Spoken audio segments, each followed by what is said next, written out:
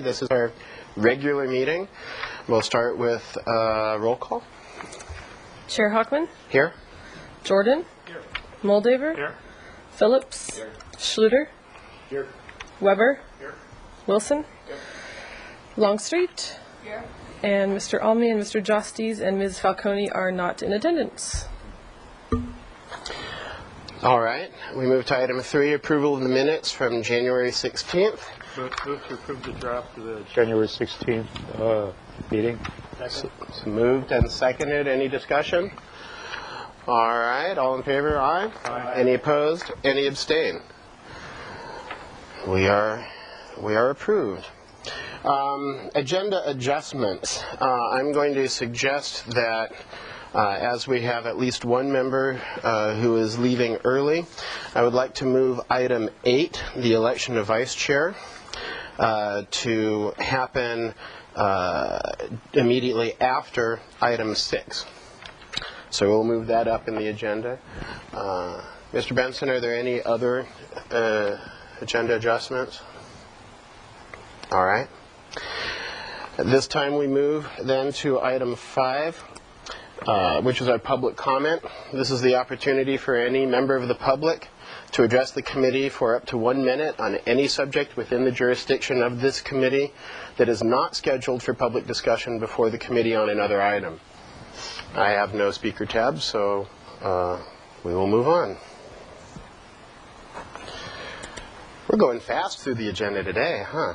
So item 6, committee member and staff communications. Are there any? Yes, Mr. Jordan. I'd just like to make a suggestion for consideration to chair and staff. And I know Cameron's probably already on top of this too. I was out peering at the Arroyo Burrow project once or twice over the past couple of weeks during rain, and maybe it's time for a update on how that project is performing now that we've seen the first real rain and the growth and just et cetera, et cetera. So just a suggestion for in the months ahead when you need some filler time. Okay. Sure, I'd be happy to do that. I did have an opportunity to brief the committee back in December after we had the first big rains on the project and how it was holding up, but we've had more significant rain since then, and I'd be happy to come in and do that, and maybe bring some photos that we've taken during the rains as well. All right. Anything else from committee members or staff? I would like to take this opportunity to, I'm sad for a moment because we have one of our committee members who is leaving. It is Jeff Phillips' last meeting today. Jeff has taken a job and will be flying across the ocean and being in slightly more tropical climes. You've been with us for about 3 years, since 2005. My respect for you has grown and grown and grown over each meeting as we've been here. I've really appreciated working with you, especially on the strategic planning subcommittee. Your presence here, I will miss it greatly, and I think you will leave a hole on this committee, and even so, I wish you Godspeed and the best of a time in your future. We do have a lovely certificate of appreciation with before and after pictures of Arroyo Burrow for you. Don't know where to hold it.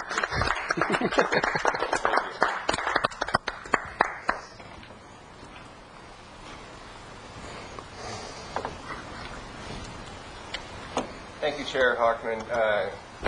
I really appreciate your kind words, and it's been truly a huge pleasure for me to serve on this committee. I've gotten out of this at least as much as I've put in experience and the feeling that I'm participating and doing good in my community, and I really care about the creeks of Santa Barbara. I think everybody on this committee does, and I think we've done a lot to better the creek environment during the time that I've been here, and I know that you guys will continue to do so. And thank you very much. Well, thank you again. Mr. Moldaver. Mr. Chair, I was hoping the presence of someone senior from the city attorney's office indicated that the city council had not accepted your resignation, and if you attempt to go to Santa Barbara Airport to leave, you'll be sent back to the committee. Because I agree with the chair, you've contributed a lot, not just with your knowledge, but with your poise and stature and your passion for the natural world. And I don't know what your shoe size is, but you're leaving big boots to fill.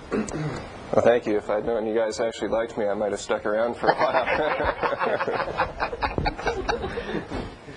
All right, Mr. Wilson.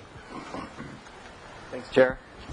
Mr. Phillips, I just want to acknowledge your firm dedication and high ethical standards and your acuity to the subjects at hand, and just really compliment you for your whole perspective, thoughtfulness from the very beginning that you've been contributing here. You've been a wonderful team player, and I'm really glad you contributed, and I wish you the best of luck, and I know you're going to do great. Thanks for sharing. Thank you. All right. We will move on. This is where we're going to now put item 8, the election of vice chair. This is for action. It is customary for this committee, decided, I believe, 3 years ago, that the procedure that we have for electing chair and vice chair is that we elect a vice chair for a year, and then at the end of that year, that person rolls into being chair, and we then elect a new vice chair.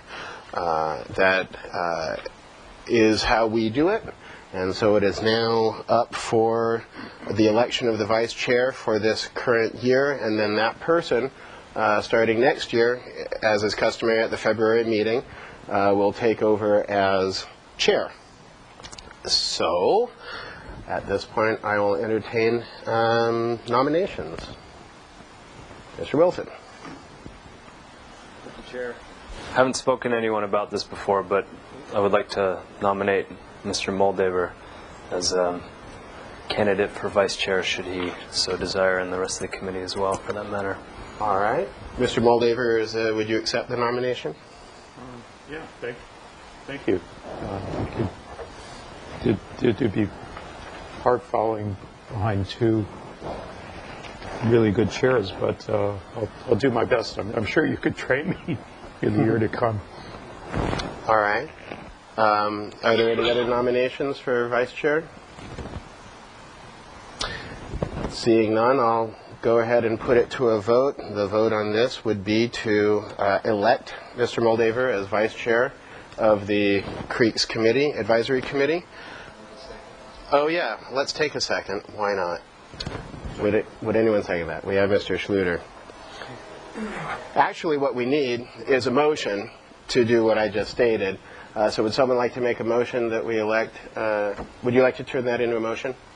I move that Lee Moldaver be nominated or be elected as vice chair of the Creeks Committee. And is there a second? Who got it first? I thought Daniel actually. Okay, it's Schluter and Jordan. It's a fight. It's a fight. It's so popular. Now, is there any discussion? Being no discussion, I'll call the question. All those in favor of the motion? Aye. Any opposed? Any abstain? Yes. All right. Congratulations. Yeah, thank you. All right.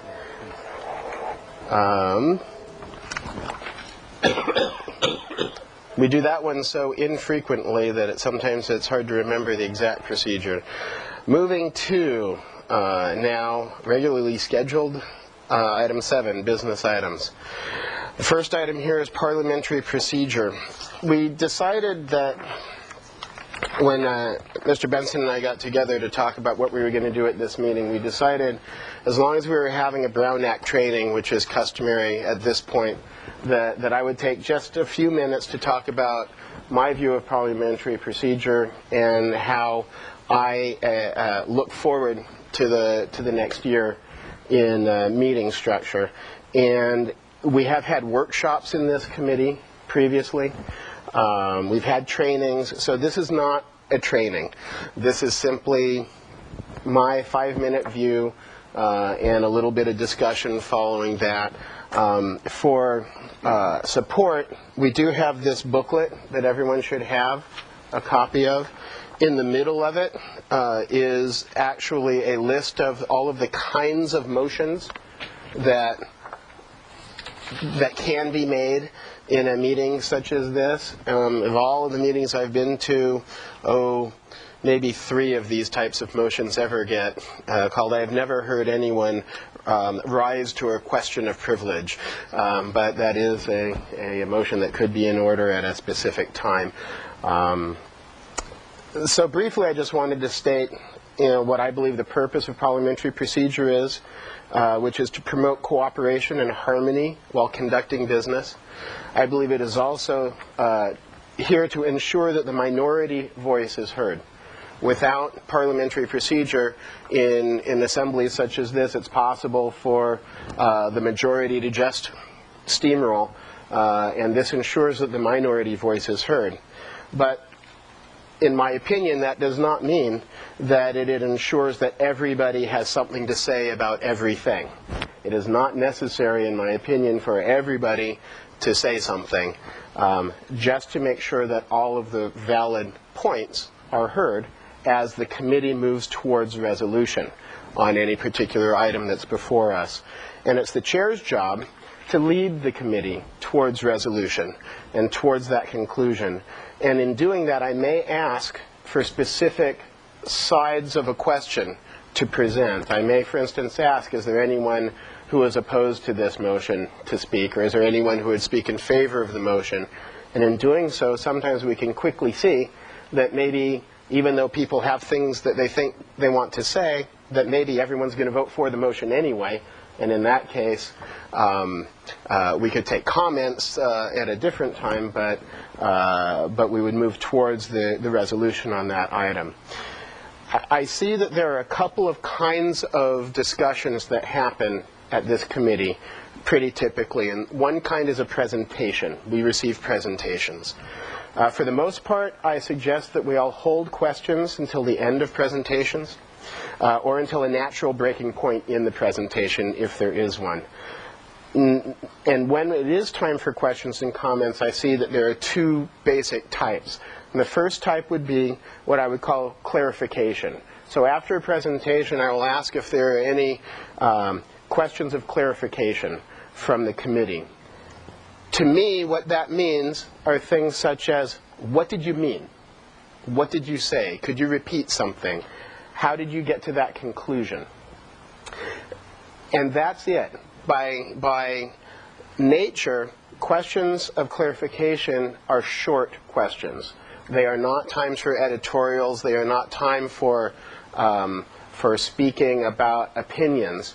On the board over here, you can see that it's listed questions from the board. And that's basically what it is. After clarification, once everyone is settled that we understand what the presentation was about, then I believe it is time for suggestions and direction. And the purpose of that is to provide suggestions for future work.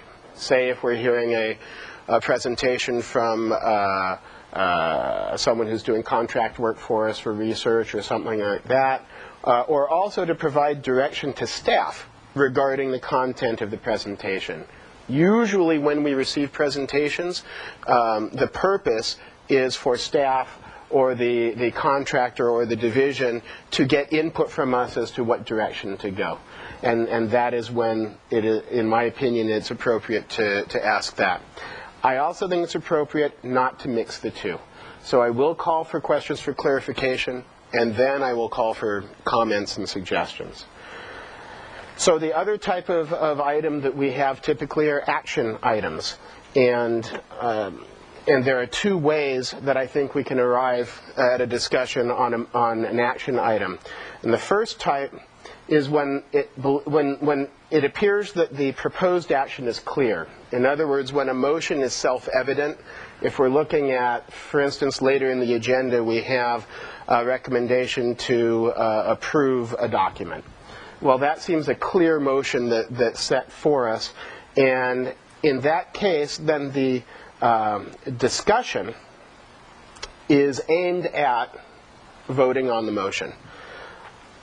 The other kind of action is one where we don't necessarily understand what the motion is going to be before we start the discussion, and then discussion may lead to the formation of a motion. I think it's very important, and this is the part that I'm going to stress the most, to decide if what you're going to say has relevance and impact toward the goal that we're going to. So if a motion is already made, then the discussion that we have should point clearly toward the vote on that motion. Ask yourself if what you're going to say or ask will possibly change the way that you or another person may vote. All other comments may be deemed out of order. Once a motion is on the table, the discussion goes straight toward the vote on that. There are those times, though, when we're having discussion to find out what the motion will be. Then I suggest that the discussion point clearly towards making a motion. So ask yourself if what you're about to ask or say will have a direct impact on the formation of a motion. And that is my little 5-minute thought about how parliamentary procedure can work for us and get us through what tonight could be a long meeting, but get us through them efficiently while everyone still has a chance to say what's important and to be heard. So now I'll ask for comments and questions. Yes, sir, Mr. Moldaver.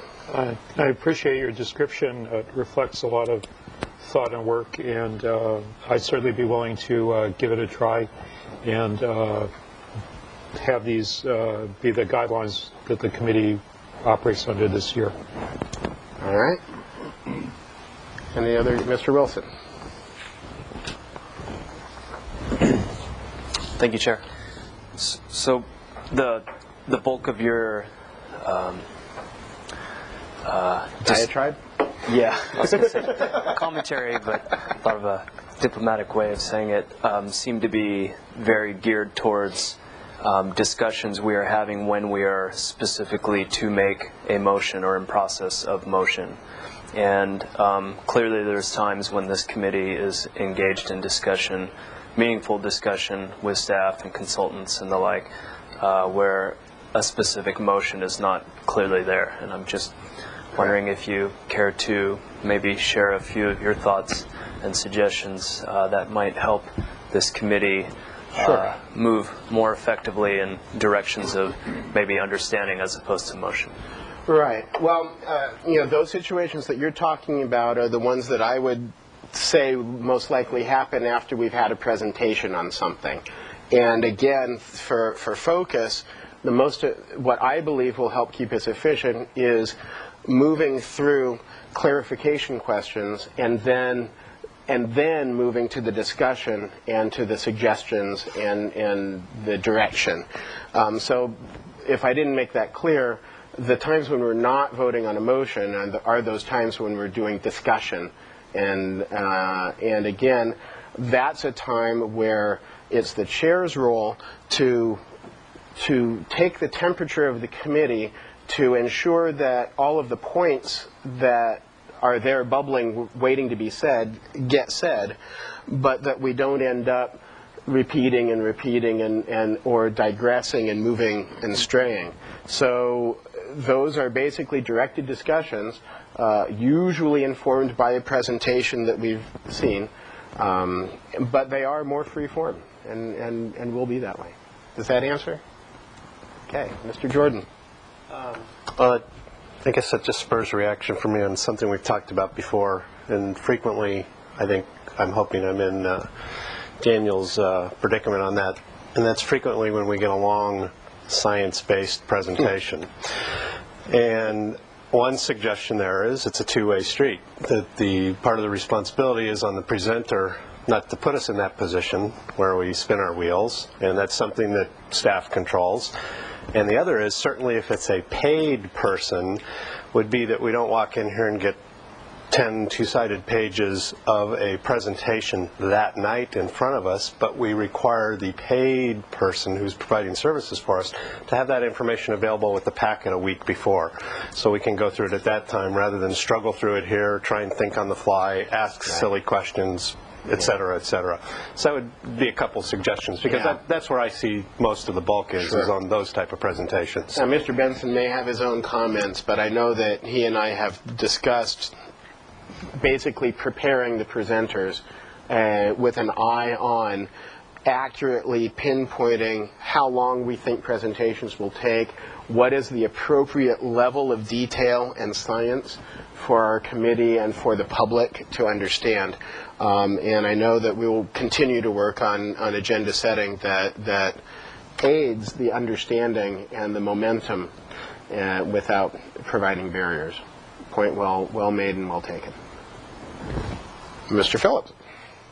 Chair Hockman, just as an outgoing member of the committee, I just want to put in a plea to not rob the committee of some of the discussion that happens and some of the scientific detail of the presentations in the interest of short meetings or directly getting to a motion. And I think as chair, both you and Mr. Jordan have done a pretty good job of balancing those things and letting discussions go far enough that we can hear each other's thoughts and possibly be swayed by them, because that ultimately is what we're here for. Yeah. The key word there is balance, and that is something that I will strive for. I will always be asking myself the question, is this discussion in adding something and informing something that might become surprising or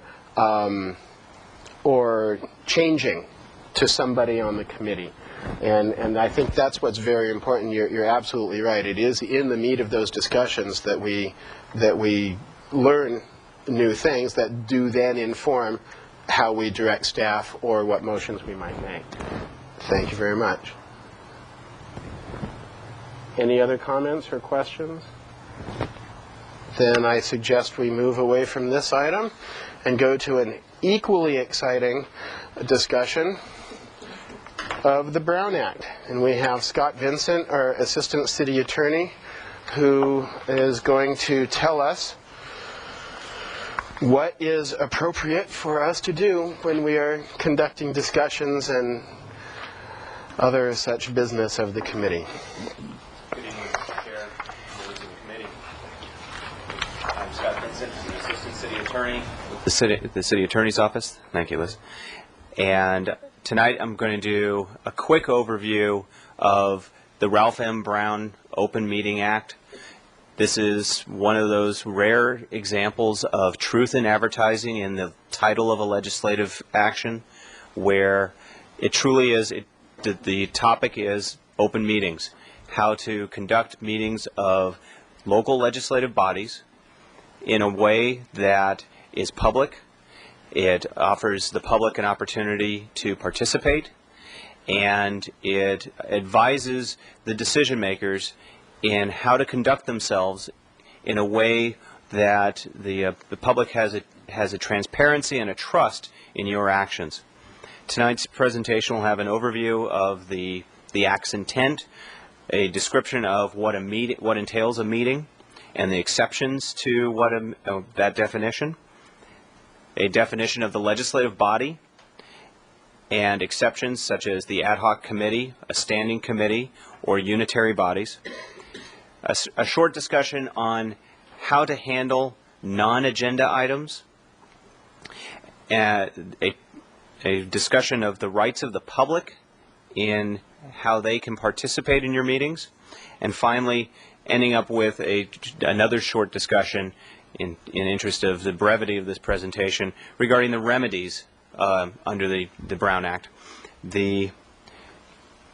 I have purposefully left out a couple different topics. One is the entire topic of closed sessions. Closed sessions are an exception to the open meeting requirements, and they are allowed under very narrow circumstances. Basically, the list of circumstances under which a closed session may be conducted are almost entirely within the purview of the City Council. Standing here, I can't imagine a context in which this committee would ever need to conduct a closed session. The topics that allow for closed sessions just are not germane to your discussions. So I'm not including any discussion of closed sessions. And the only other topics, there are plenty of topics regarding the production of your agenda, the posting of your agenda in order to give notice to the public, and how the agenda items are to be described in your agenda. There are a lot of technical rules on those subjects, but I'm not going to touch on those tonight because those are really issues for your staff to handle. And I and other attorneys in our office are available to answer questions that staff may have in preparing your agendas, dealing with subjects such as special meetings, if there's something that needs to happen on a short term or a short time basis. Again, those are typically rare, but our office is available to advise staff, and so I'm not going to really burden you with those types of issues tonight. So let's turn to our PowerPoint presentation. This is a long slide. I'm not going to bore you with I've provided this slide, and you have a copy of these, each of these slides to take home with you and bore yourselves at home. But basically, the intent of the Act is to assure that boards and commissions, that they exist in order to aid in the conduct of the public's business. They are not, the boards and commissions are not there for themselves. They're there to conduct the public's business. And that the people of this state do not yield their sovereignty to the boards or commissions. In fact, the people insist on remaining informed so they may retain control over those instruments that they have created. This intent language is not just here and does not just serve as creating or providing a legislative intent for some academic purpose. The courts, in interpreting the Brown Act, look at this language and use it in their interpretation of the Act so that exceptions are interpreted very narrowly and the provisions and the requirements of the Act are applied very broadly in order to give the greatest amount of effect to this intent language. So it's not just an academic exercise that this paragraph is here. The courts really take this to heart. Next slide, please. The second part of this is that the Act declares that all meetings of the legislative body of a local agency shall be open and public, and all persons shall be permitted to attend any meeting of the legislative body of a local agency except as otherwise provided in this chapter. This paragraph is the heart of the Brown Act. It covers everything else we're going to talk about tonight, covers this paragraph and expands on this paragraph. We're going to talk about what a meeting is, what a legislative body is, what it means to be open and public, and how members of the public can participate in those meetings. And so if you keep in mind this one paragraph and give it broad effect, and it will simplify all of these other technical rules. If you think of keeping your business and conducting the business of this committee at open, noticed meetings, which allow the public to participate, it becomes a very simple process to comply with the Brown Act. Next slide, please. The Brown Act definition of a meeting is any congregation of a majority of the members of your body. This committee is a legislative body. When you look at the descriptions here, and this committee is a legislative body. Anytime you gather as a majority of your committee or more to hear, discuss, or deliberate on any item that's within the subject matter of your body, that is a meeting for purposes of the Brown Act. Next slide, please. The Brown Act is a practical document, and therefore it creates exceptions to the meeting requirement. These exceptions are listed here. Obviously, individual contacts between an individual member of the committee and either staff, members of the public, lobbyists, anything else. Obviously, that's not a meeting of the legislative body. You don't have a majority. An individual member cannot act on behalf of the body.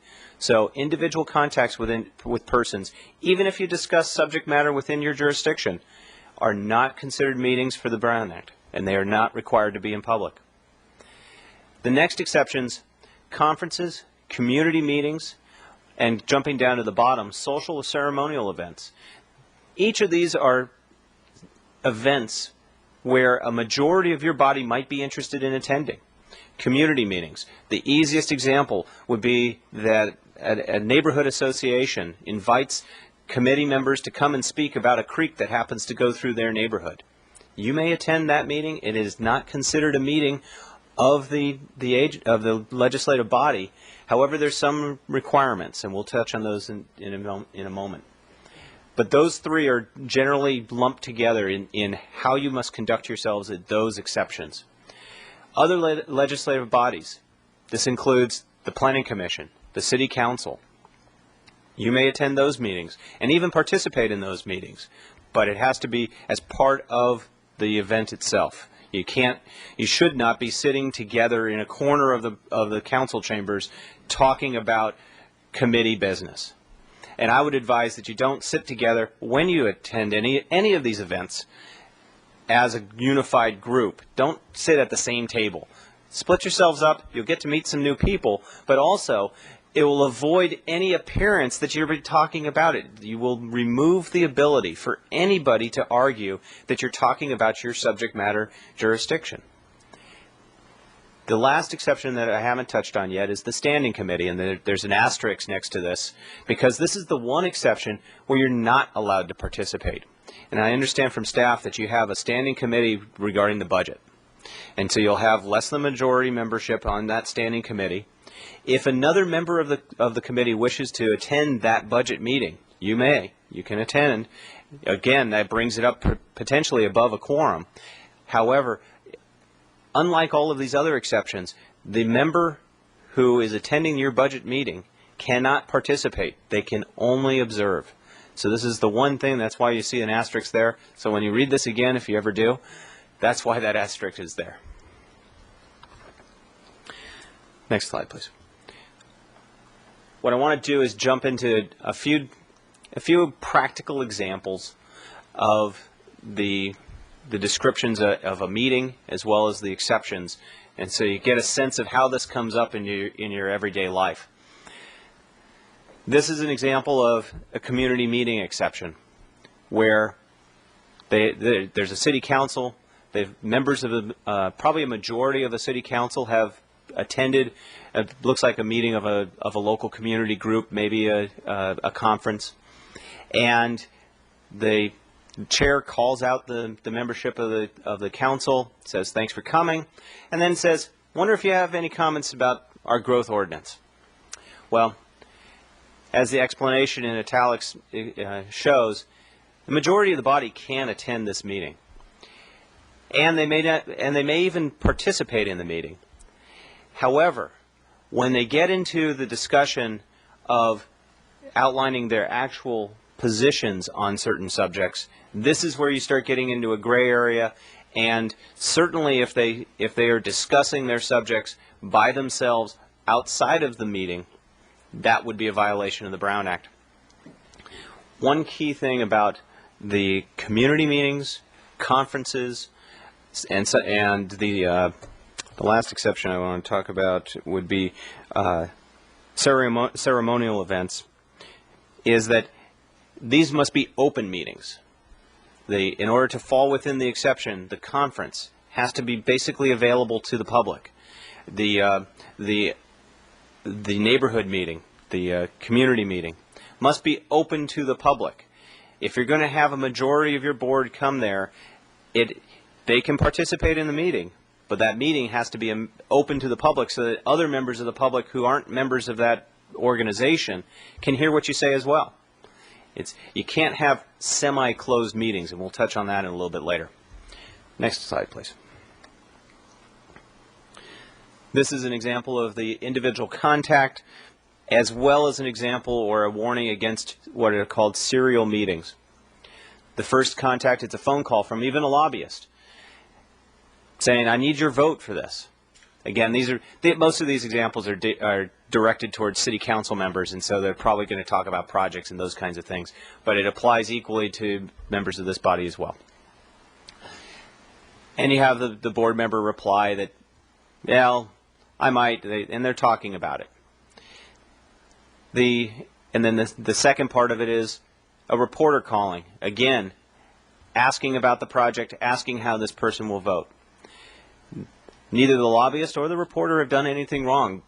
This is a key thing about the Brown Act. You as the board members, you as the committee members, are the ones obligated to avoid violations of the Brown Act. Lobbyists, reporters, members of the public, they can't violate the Brown Act. Now, they can assist you in violating it, and they can create a situation where it allows you to violate the Brown Act, but they themselves aren't violating it. So when they ask, when the lobbyist asks, how are you going to vote, or how are your other committee members going to vote, that's setting up the potential for a serial meeting, the development of a collective concurrence on a subject matter within your board's jurisdiction outside a noticed meeting. So when you have persons asking you, the advice I give, and my primary job is to advise the Planning Commission, and the advice I give the planning commissioners on this subject is don't discuss your vote outside the meeting. Discuss the topic, find out, gather the information you need, but don't discuss your vote and don't discuss the votes of others and don't ask about them outside your meeting. Let the decision making occur in the open meeting. Gather the information, but also one other strategy regarding outside contacts, individual contacts, is that yes, you can gather and garner valuable information through those contacts, but it would also be valuable for the rest of your committee as well. So when you have individuals contact you and offer you information or perspectives on your subjects, I would invite them to come and speak to the whole body. Come and speak as part of public comment. Submit a letter in a timely fashion. So as Commissioner Jordan suggested, you have a chance to read it and absorb it before your meeting. So there's nothing, you're not going to violate the act by having this individual contact as long as you avoid developing that collective concurrence. But at the same time, one strategy is to invite them to make their presentation to the whole. And if they make their presentation, they put it in writing, all of you get the benefit, and you can have your decisions with everybody having the same information. One thing that's really important for the Planning Commission, and I would submit for your committee as well, is to have people act on similar information. It's difficult and it will make your discussions difficult if someone comes from left field and says, well, I know this, and starts adding all of this information that nobody else has the benefit of, haven't been able to absorb. That, I submit that that's probably one of the things that ends up continuing some of your discussions. Next slide, please. Here's an example of a staff contact. Individual contact exception applies not only to the individuals from the public, but also from staff. This slide, though, highlights that there are differences of opinion amongst even the legal professionals who advise clients on these subjects. Here's an example where a city manager has provided a brief to an individual council member on a subject. The individual council member really liked it. It helped them understand a subject matter. The Attorney General's office believes that individual briefing ahead of a meeting is a violation of the Act. That particular sentiment is not shared by all attorneys that advise local agencies. Many attorneys and many staff members find briefings outside of regular meetings with individual council members to be an effective tool. So the key thing here again is this is an example of there are differing minds on the subject. The briefing, it can be a valuable tool. And the last sentence is really the key point again, is even when you're talking with staff, to avoid discussing how you're going to vote on something. Because again, staff can serve as the spoke, as the hub of a serial meeting. And if you just simply avoid discussing your votes and discussing your sentiments about a particular topic, you can get the information, but you can do it in a way that doesn't create a collective concurrence. Next slide, please. I've been using the term collective concurrence a bunch. I think there must be some case that decided to call this spoken hub kind of arrangement as a collective concurrence, as a way of having an action occur outside of a public meeting. So here again is another council member who's discussing with staff the subject, and it goes, any idea what the staff member, the planning director, says, any idea what the other council members are thinking of the problem? Well, right there, that's where a staff member is helping the council member violate the Brown Act. The staff member isn't going to be the one that's in trouble. It's the council member that ends up getting in trouble because they are the ones with the obligation to not violate the Brown Act. Next slide, please. And the last example on this topic of meetings is a description of a group of board of directors who are sitting in the front window of their local shop or a donut shop, and they get together all the time. They're friends. They probably were friends even before they ended up on the board of directors. And every once in a while, even a newspaper editor joins them. Here's an example of a social meeting. And it's happening, it's a majority of the board. It's happening in a public place. As long as this group avoids talking about their subject matter jurisdiction, they have not violated the Brown Act, even though a majority of the body is sitting together. As the explanation points out, though, there are a couple things that still are a problem here.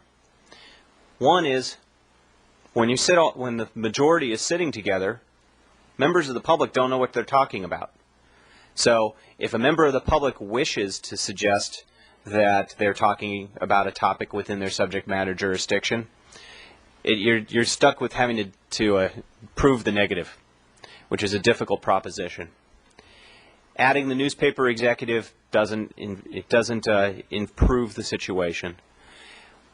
So the example here and the advice given by the example is that it suggests that you avoid these kinds of situations. At the same time, it's difficult to tell people not to socialize with their friends. And so that's why you see an exception to the Brown Act for social and ceremonial activities.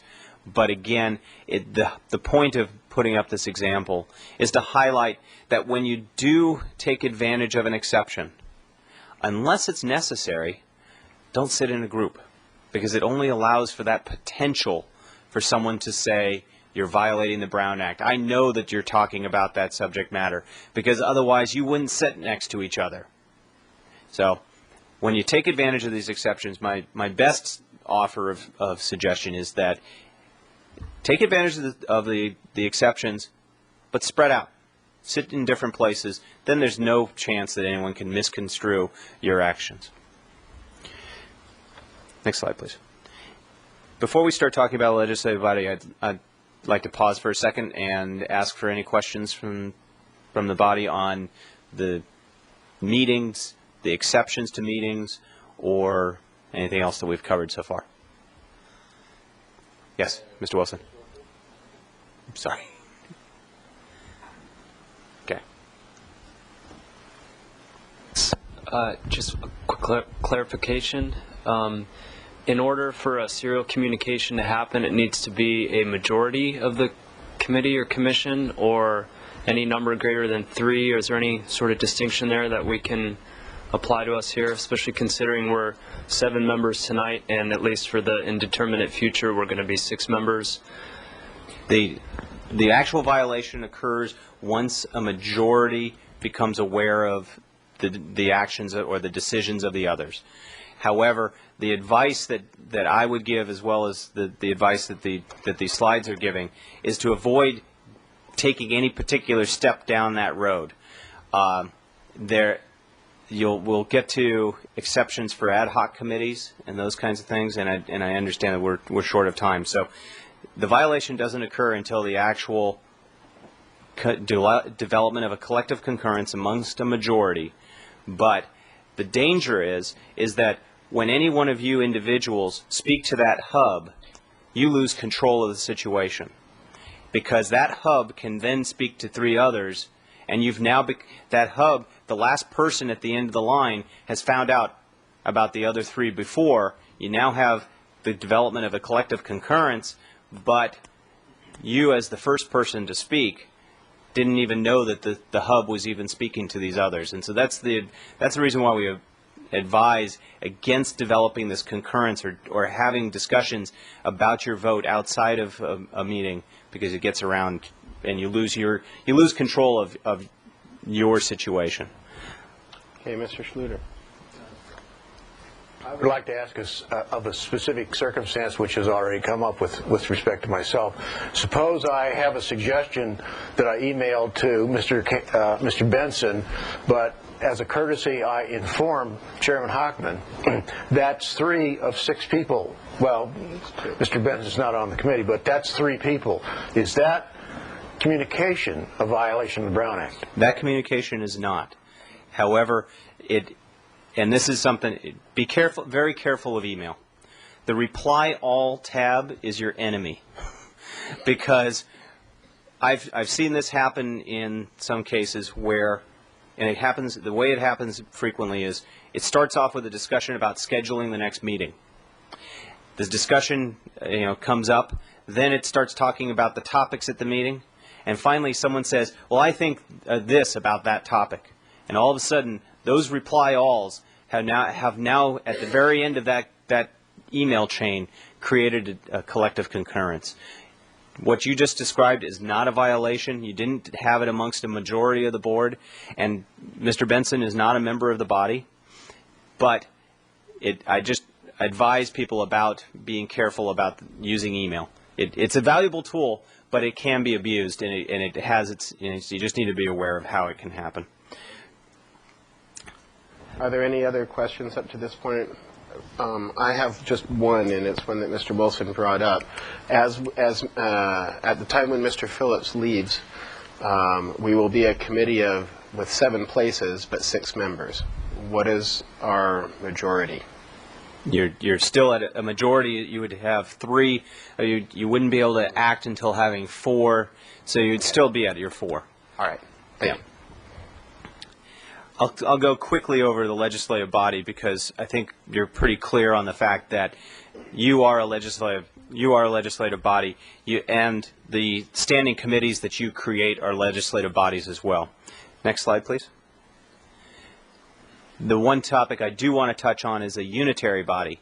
This is a slightly different, where it could be essentially a unitary body can be 2 ad hoc committees, but from different legislative bodies. Sometimes you'll see planning commissions and city councils putting together 2 ad hoc committees of less than a majority of each body, putting them together. The case law calls this a unitary body and treats it differently than it treats ad hoc committees. Ad hoc committees are not legislative bodies. They are not subject to the Brown Act unless they choose to be. A unitary body under there's only one case on the topic where 2 ad hoc committees of separate legislative bodies were joined together for a purpose. The court said that is a unitary body. It is different than an ad hoc body, and therefore considered their actions in violation of the Brown Act. So I just raised this subject so that if you have thoughts of having a group of less than a majority of your body meet with another ad hoc committee, be aware from another legislative body, the Parks Commission, the Planning Commission, whoever, that you be aware, and staff will help you with this. This is a topic that this is one of those places where our office and staff will be available to help. Next slide, please. Standing committee, we've already covered that. Next slide, please. And I'll go through, let's see here. The ad hoc advisory committee, less than a majority, needs to be done for a short duration or for a limited topic. The standing committee that you have for the budget, the distinction between that is that it's an ongoing committee of a longer duration, and its purpose it's not temporal in its purpose. Every year you intend to have your budget and comments on the budget from this standing committee. And so as we go back to that exception previously, if a non-standing committee member wishes to attend that budget committee meeting, just remember that you cannot participate, you can only observe. Next slide, please. Non-agenda items. We talked earlier, your actions are to be taken in an open meeting on items on the agenda. There are limited exceptions to this. An emergency situation, difficult to anticipate a situation where this particular committee would be dealing with emergency situations. The situation that might come up would be what is called an X-agenda item. You need, in order to have this, it's an item that requires immediate attention, but that the fact that it needs attention came after your posting of your agenda, after that notice period to the public. And you, in order to act on it, 2/3 of the members of the present, or all of the members if less than 2/3 are present, must first move to put it onto your agenda. Next slide, please. This is a quick example that is probably similar to something you might have come up, where actually this is an example. Let's go to the next example, please. Next slide.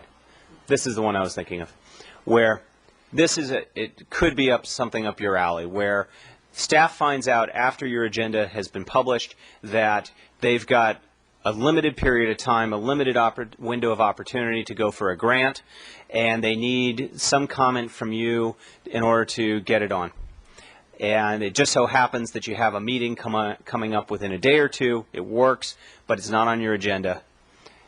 2/3 of the members present can vote to place that item onto the agenda.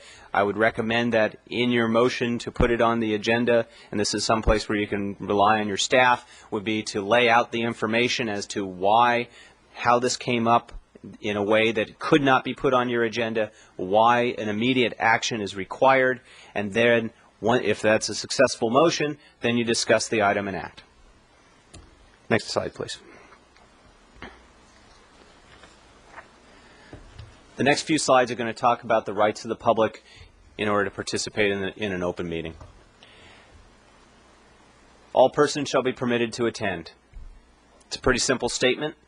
The rest of this paragraph basically is saying you can't put barriers to their attendance. You can't require them to sign an attendance list. You can't require them to give your email address or anything else just to attend. Anybody can attend your open meetings. They sit down. You can have reasonable rules regarding conduct. They can't unreasonably interfere with your meeting. If they choose to continue to do that, you have tools to be able to conduct your meeting in an orderly fashion. But you can't put up conditions just to simply attend a meeting. Next slide, please. This is, again, you can't have semi-closed meetings. And this goes back to the situation for if you're meeting at a community group. The community group, they certainly can invite you. They can invite a majority of your board and ask them to come. But that meeting has to be open. They can't say, hey, we want to cordon off the Creeks Committee and have them listen to us, but not have anybody else be able to attend that meeting. If they want to have a majority of the committee come and hear their point of view or give them information from the committee, you got to have an open meeting. Next slide, please. I'll let you read the example on your own time so that we can move on. Next example, please. The public's place on the agenda. Each of your items, whether it's a discussion item or an action item, must have some opportunity either before or during the discussion to allow the public to speak to the item. That's it. Move on. Next topic, please. The records and recordings. Members of the public are entitled to copies of any material that are distributed to you. If it's distributed by your body, it has to be available here at the meeting. If it's distributed by somebody who is not part of your body, it needs to be available by the next day.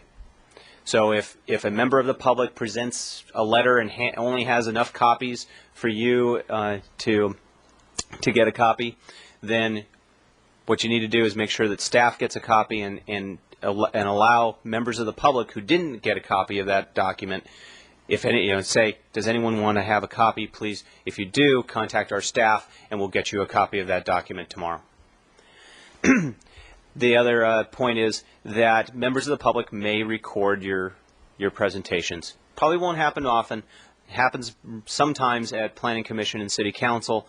Every once in a while someone will actually bring in their own video camera and videotape it. These days, with the fact that you can get these meetings streaming on video and you can get a DVD of the meeting from the clerk's office, it's not so necessary as it used to be, but if someone comes in, just know that that's something they can do. Next slide, please. Here we are at the end. The remedies. Civil litigation, basically to get a writ of mandate from the Superior Court requiring the city to either unviolate the act, which is typically by going back and redoing your action in a manner that's consistent with the act, or undoing the action. Sometimes this is more applicable to the City Council with contracts and other things like that. But by and large, the solution for you is, most of your situation would be to cure the action by retaking your action, rehearing the item in an open session if somehow you conducted yourselves in a closed session or in a non-noticed meeting. Next slide, please. The attorney's fees and costs are the real penalty that the city faces from Brown Act violations. It's unlikely that criminal complaints will come at any of you because of the fact that the criminal violation of the Brown Act has to have two things. First, you have to have an action taken. So your discussion items and those kinds of things don't have actions. The second is that you have to have a criminal intent to deprive the public of information to which you know or have reason to know the public is entitled. You have to have a knowing violation. It's a pretty high standard for the district attorney to prove. You don't see many Brown Act criminal cases, and I don't see where members of this particular committee would really have an incentive to go that far. But I do want to highlight the fact that the costs of lawsuits and the attorney's fees are borne by the city. They are not borne by the individual members of the committee. I'm not saying that to suggest that you take this lightly. I'm simply saying it's to put your minds at ease that you're not going to be on the hook for the dollar amount. However, the dollar amount can be substantial, and it is a substantial burden on the city. It also could be a substantial burden on your time, however, that if a Brown Act violation is alleged, the discovery process may begin to involve each of you in depositions and so forth, and so it will potentially take more of your time as well. So that's the end of my presentation. Thank you for indulging me with a little extra time, and if you have any questions, I'd be happy to answer them. So I will open it up for questions. I think this lends itself largely towards those clarification type questions. So if anyone wants to understand something more. I have a question. Ms. Longstreet? When we have site meetings, and they're called to order, they're noticed meetings, and we have the public there, they're a little more difficult to maintain the structure of a meeting. Mm-hmm. And I think we all saw it. We had recently had one where we kept having this input and interruption, suggestions how to handle that. Or yes. One suggestion is to treat your site meetings will almost always be followed up by a discussion or action item at a following meeting. So one way to treat it, and I mean, this is a solution for in those situations. If you have a site meeting that ends up having a hearing back here, the way you can handle if it's the public comment is getting out of hand.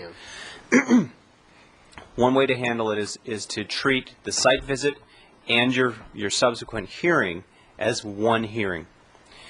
You allow the members of the public to comment during your discussion of the item.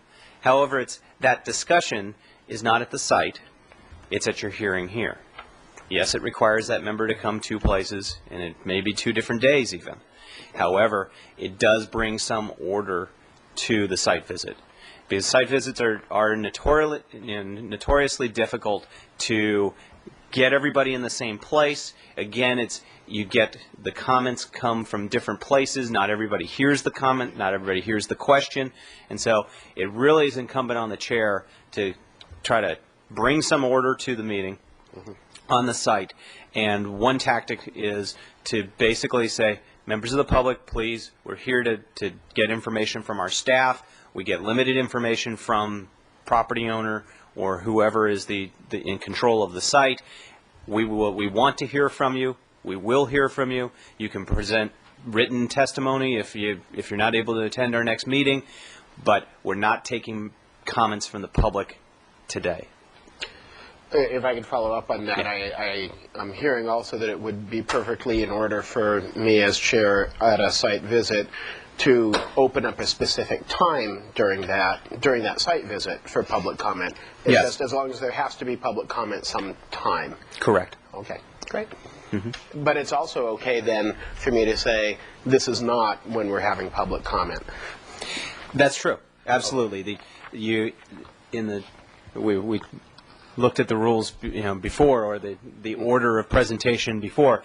You can have specific times for specific comments, and so the one thing that the Act does say, though, is that the public comment needs to come before or during the discussion. The idea there is that it becomes before your action. So don't have the whole item done and then go, oh, by the way, did anyone want to talk about this? All right. Are there any other questions? I also assume that should we have further questions come up, we can forward them to you either directly or through our staff. Yes. Correct? Yes. I would suggest that you forward them to the staff first. Many of your questions will probably deal with setting agendas and those kinds of things, and so they really need to be on top of that type of information. But at the same time, as the miracle of email allows, I probably would get CC'd anyway. Okay. Well, and as I believe I heard that every item has the possibility of public comment. Yes. I will mention that I have no speaker slips for this item. That is something that not everybody is aware of. You have 2 different public comment themes going on. Even when you have a consent agenda, as the City Council has, if you have items that you're not planning on having a report on, if a member of the public wishes to speak to an item, they can ask for it to be taken off of a consent agenda in order to provide that opportunity. Okay. Any other questions or comments? Thank you very much. You're welcome. Thank you. I'm seeing that we are about halfway through our agenda and conceivably halfway through the material that we have. I know that we have guests doing presentations. I would suggest that we go ahead and barrel through unless I see anyone really want to take and I'm seeing that we'll barrel through. So that's what we will do. Moving on then to item 7C. Creates Advisory Committee composition, roles, and responsibilities. We do have a staff report in our packet.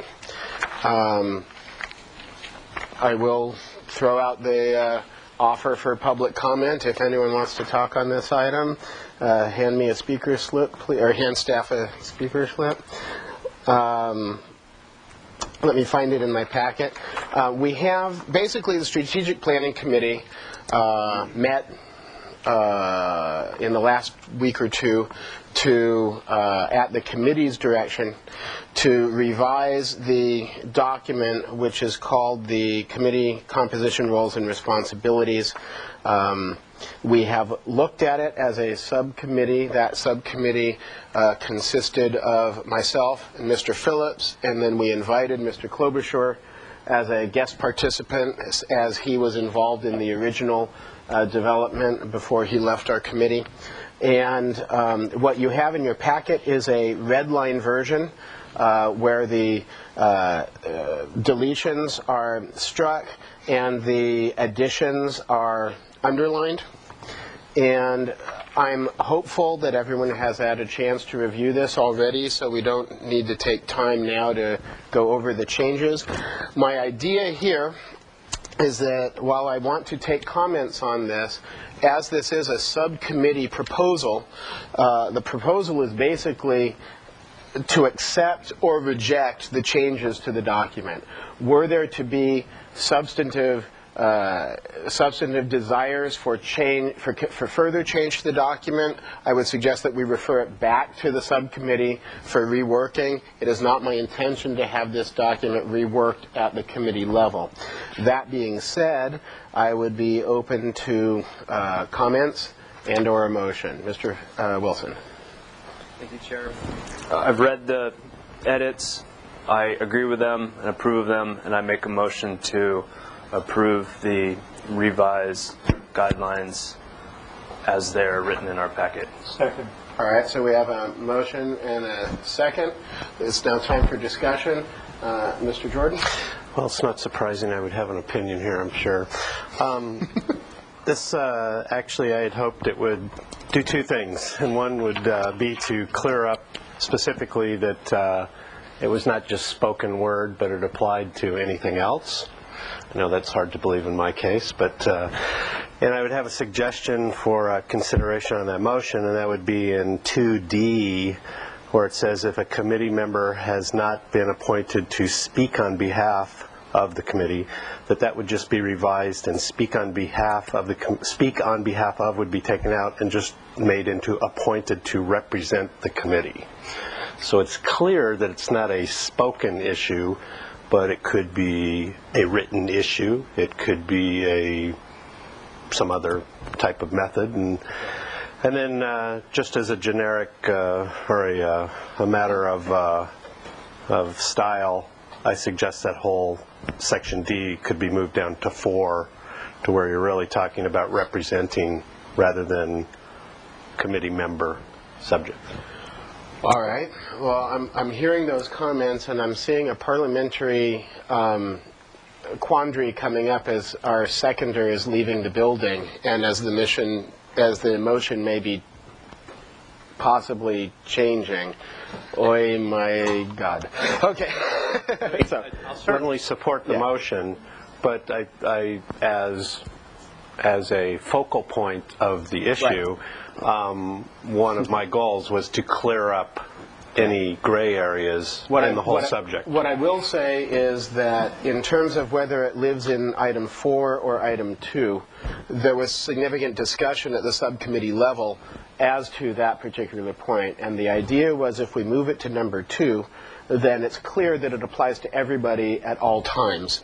And so we made that as a conscious choice.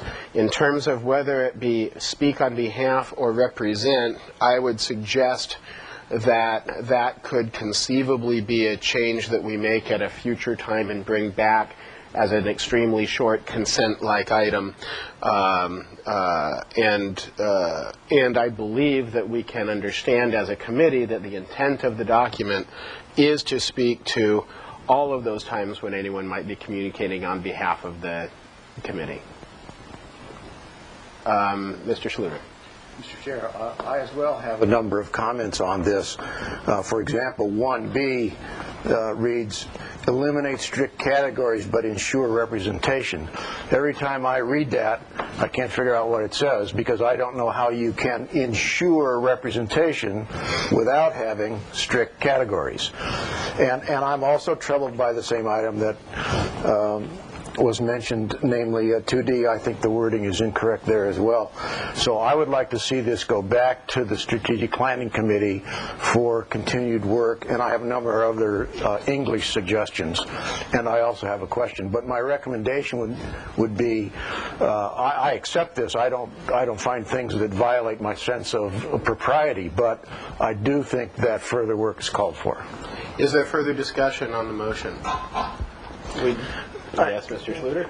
And to ask my question, as I read the enabling act by City Council for this, don't we have to go back to City Council and ask for their approval of these changes that we're making? Because some of these changes are included in the enabling legislation. City Council has already approved this document before the red line that you're seeing. So the roles before the redlining. Correct. Right. So in other words, your question to the representation has already been adopted by City Council.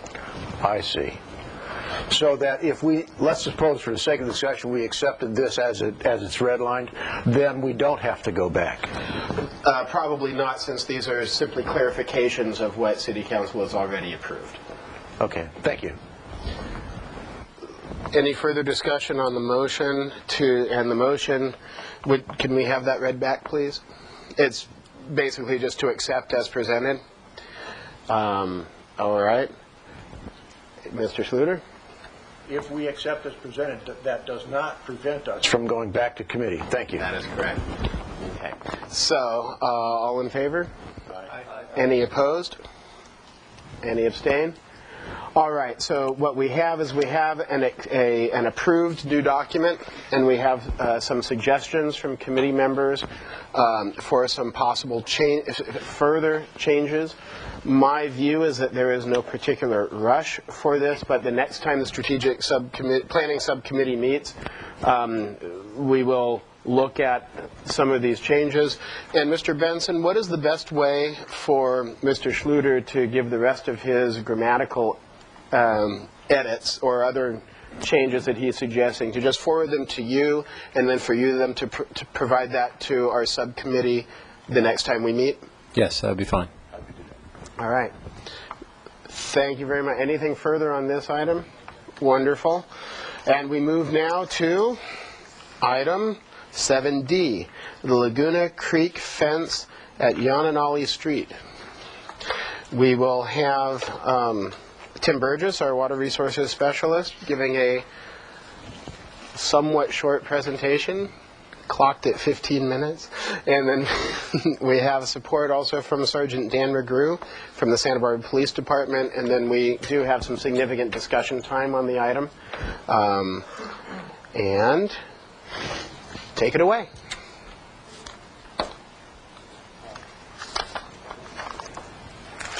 There is support material in the packet. I trust again that everyone has had a chance to review the material, so this is going to be not a surprise to anybody.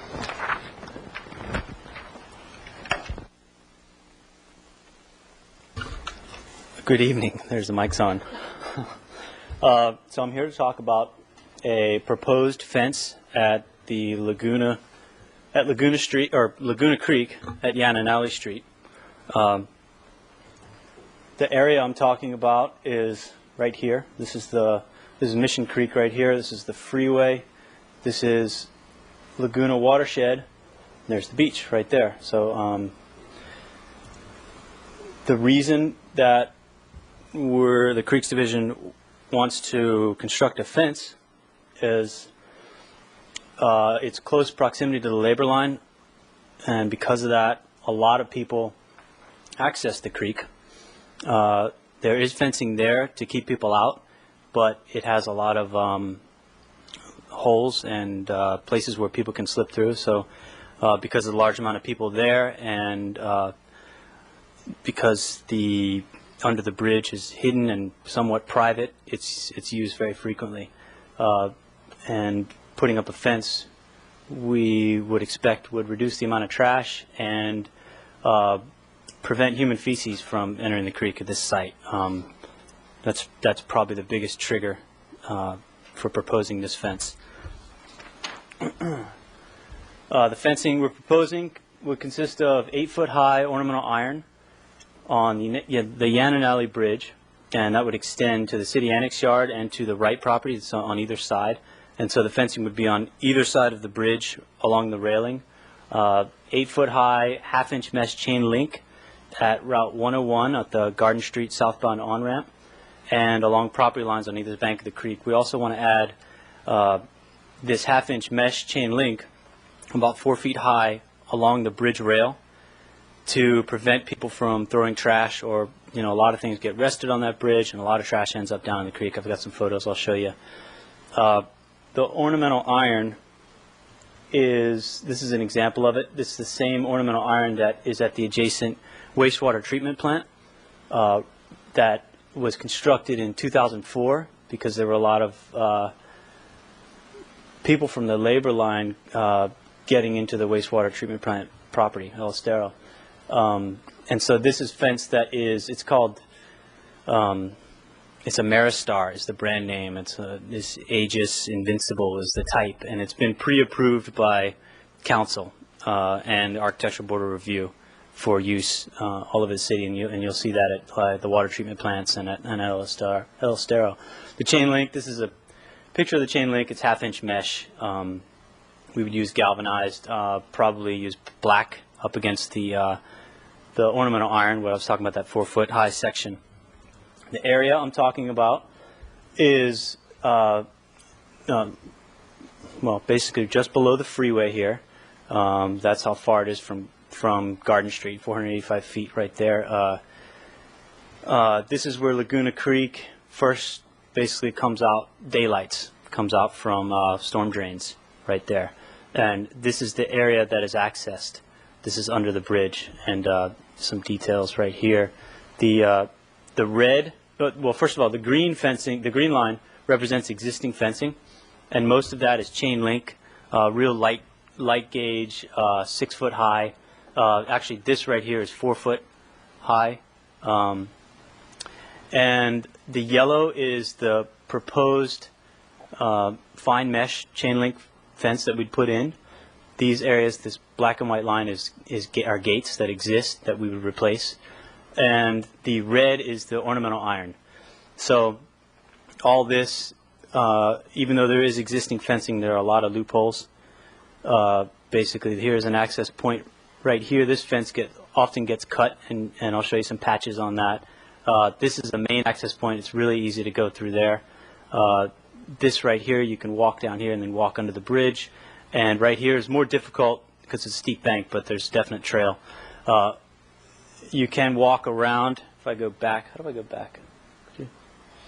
A lot of people just kind of walk around, walk up the on-ramp, and then step over the rail right here and get into this area.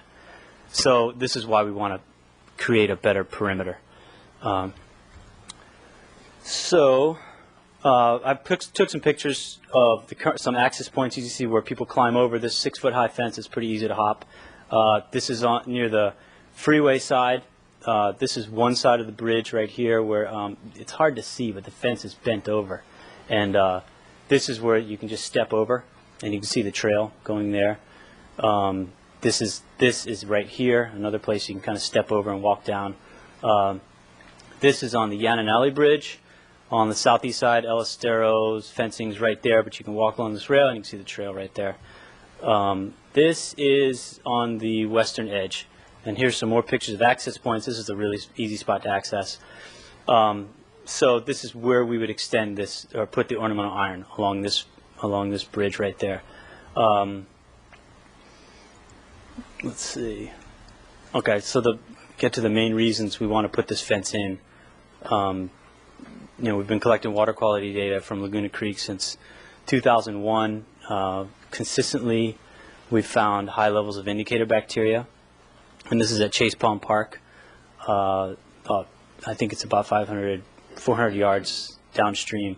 We've also done human DNA testing and found presence of human gene markers, or human waste markers, I should say. And the bottom line is this is a spot where we actually, we see a lot of human feces in the creek. It's this is a spot. This is probably the most frequent occurrence of human feces, I would say, in the city, or that it's up there. It's regularly accessed, and we send service master down there weekly to clean it up. And actually, we've stepped that up and sent them down more often to keep on top of it. So I'll show you some pictures of the trash and the feces. This is actually poop. What they do is, this is underneath the bridge. People go to the bathroom on pieces of paper and toss it in to kind of let it go. It's pooled up right here. So anyway, it's all there. So here's another spot. I just took this Monday or Tuesday this week. Right here, this is on the bank that's down under the bridge. This is a lot of trash that's under the bridge. I'm not sure what that bucket was for, but trash on the banks, in the reeds. This is another point going into the creek.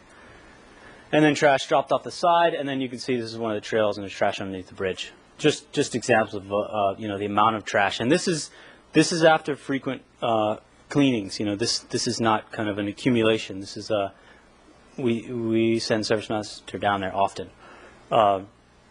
So the annual cost, I estimated the annual cost of cleaning the site, and that's kind of before we stepped it up really, and it's about $7,000. So I think that's a conservative estimate, annual $7,000 for service master.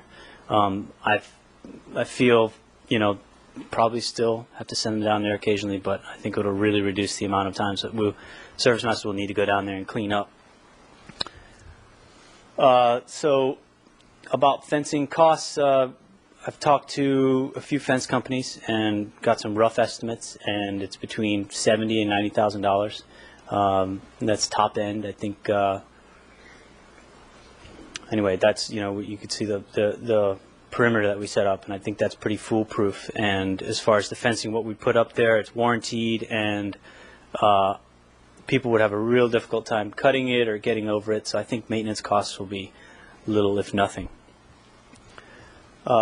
Sergeant McGrew is here to talk about the police department's perspective of the site. Police department has done a lot of work to reduce crime that takes place under the bridge, and they've worked with us at this site and other sites, and they work with other city departments to help clean up the creeks. So here, I'll give you Sergeant McGrew, and I'll come back for any questions. Oh, I should say, we added one more slide that Sergeant McGrew gave, and it's not in your packet. We can give you that if you want. I'm Dan McGrew with the police department, obviously. The one slide I had added was about a year ago. This has been a problem area for us because of the labor line there, the remote businesses there. We've got a big city yards. We've got some businesses that operate during the daytime hours. We've got the rescue mission and some other things, the wastewater treatment plant there, that have created an environment with a lot of problems and narcotics activities. Just to give you an idea, last year in February, I think the numbers are up here. Last year in February, we did an operation down there for 6 weeks. This was 5 officers. We worked 4 days a week, so right around 24 days. And during that 6-week period, that's all we did was work down there. We had 62 felony arrests and 44 misdemeanor arrests, which is really high. It's a lot of activity. Pretty much it's kind of fishing in a barrel. You just go down there and grab people at will. Currently, if we did that same thing, we'd probably be about half of those numbers, but back in November, if I did the same thing, we'd be up around this type of number. It kind of fluctuates, but we've got a lot of people down there, legitimate people trying to get day labor, and a lot of drug addicts, drug sellers, everything else. One of the things that creates some difficulties for us and contributes to the number of people is the creek, because they can get in there, they can hide, they can get down underneath, they can get in the reeds. I have to tell you, I've seen everything actually happening in the creek.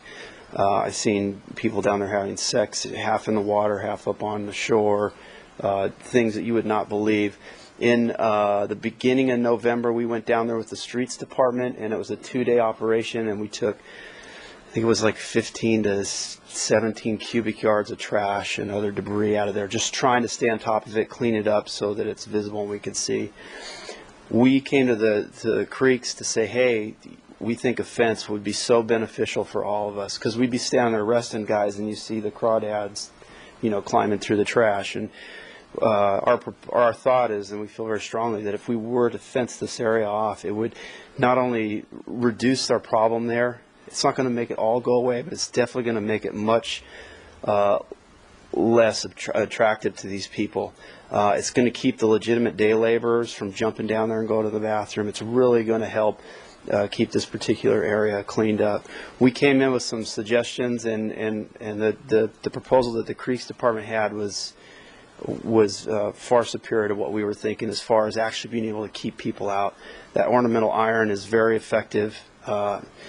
Matter of fact, you can't even get over it in an emergency. It's really difficult stuff to climb. So we just feel very strongly that it would assist us, but more importantly, it would really have a huge impact on the creek there, because it's pretty ugly.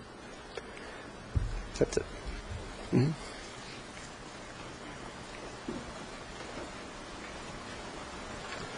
So if anyone has any questions, I'd be happy to answer. I kind of zipped through there for time purposes, and there's probably a lot of questions. So, Well, I appreciate that, and I also think that we got a whole lot of information, so thank you for the presentation. At this point, I would like to open it up for clarification questions first.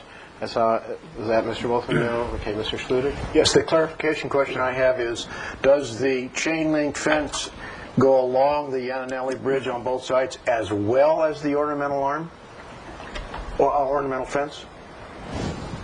yes, it does. If you Right here, that's both types of fencing. yeah, right now you can see there's a kind of a concrete rail where the line isn't over the aerial photo. The ornamental iron would go just up against that in front of it, 8 feet high, and the chain link would go on top of it, just where it at the top of it, and then above about 4 feet to cover the height. And so yeah, it wouldn't be a full 8 feet, but that would be part of it. Does that answer your question? Okay, and Mr. Wilson? Thanks, Chair. The 8-foot ornamental iron on top of the bridge, I noticed there's about a 24-inch concrete sort of wall. I'm just wondering, is that 2 plus 8 feet, 10 feet? So No. it's 8 feet total. I'm just thinking, too much of a tunnel effect from aesthetics. Right. This is how it is. You can see that's the rail on top of this concrete thing. The fence would go in front of it, so we'd have 8 feet from the sidewalk there. Yeah. So, right next door to that, at the wastewater treatment plant, they've got the 8-foot ornamental iron. So it would be a continuation of what's existing there, and it comes across the bridge and then would actually connect up to the building that's on private property on the other side of the creek. Which is right here. Yeah. So that's the wastewater fence is this green line existing, and it goes around. Any other clarification questions? Ms. Longstreet? What's the process for this? If it from this committee, does it go to HLC, ABR? Where else does it have to land? We would need to get permission from the landowners that are adjacent to that this fence goes into. Also from Caltrans, an encroachment permit, and then we would need a coastal exemption permit through the city, and then also ABR. Okay. And my other point, there's still the porta potties and everything, because the city did an improvement project already down at that location to prevent this. So Right. it's would maybe encourage the appropriate use of that. Yeah, and the porta potties are used by some people. I'm not sure why it's I've down there a lot, and they're not always full. It seems like there are enough of them. I think also people go back here and sleep, and if you're sleeping back here, there's little incentive to hop over this rail again and then go over to the porta potties. All right. And I think the porta potties get highly used. Okay. Mr. Jordan? Thank you, Chair. Tim, can you show me on that where the property line is for the right in the city lot? Uh-huh. Does it just go down the middle of the creek? No, it doesn't. Okay. The right property, this is the property line right here. So they have they own the creek right there, and it comes around. This is the city annex yard. This is an access road right here used for flood control in the city, and there is fencing right here. And then down on the lower right on the labor line side where the existing green fence is, what type of fence is that right there? That's the ornamental iron. That's ornamental iron. Okay. That was put in 2004.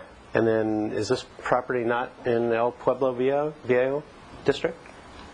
It's either close or right on it. Not that I'm aware of. That didn't come up. Okay. But we haven't actually applied for the permit. Okay. So, but I briefly met with the environmental analyst, and that wasn't mentioned. So.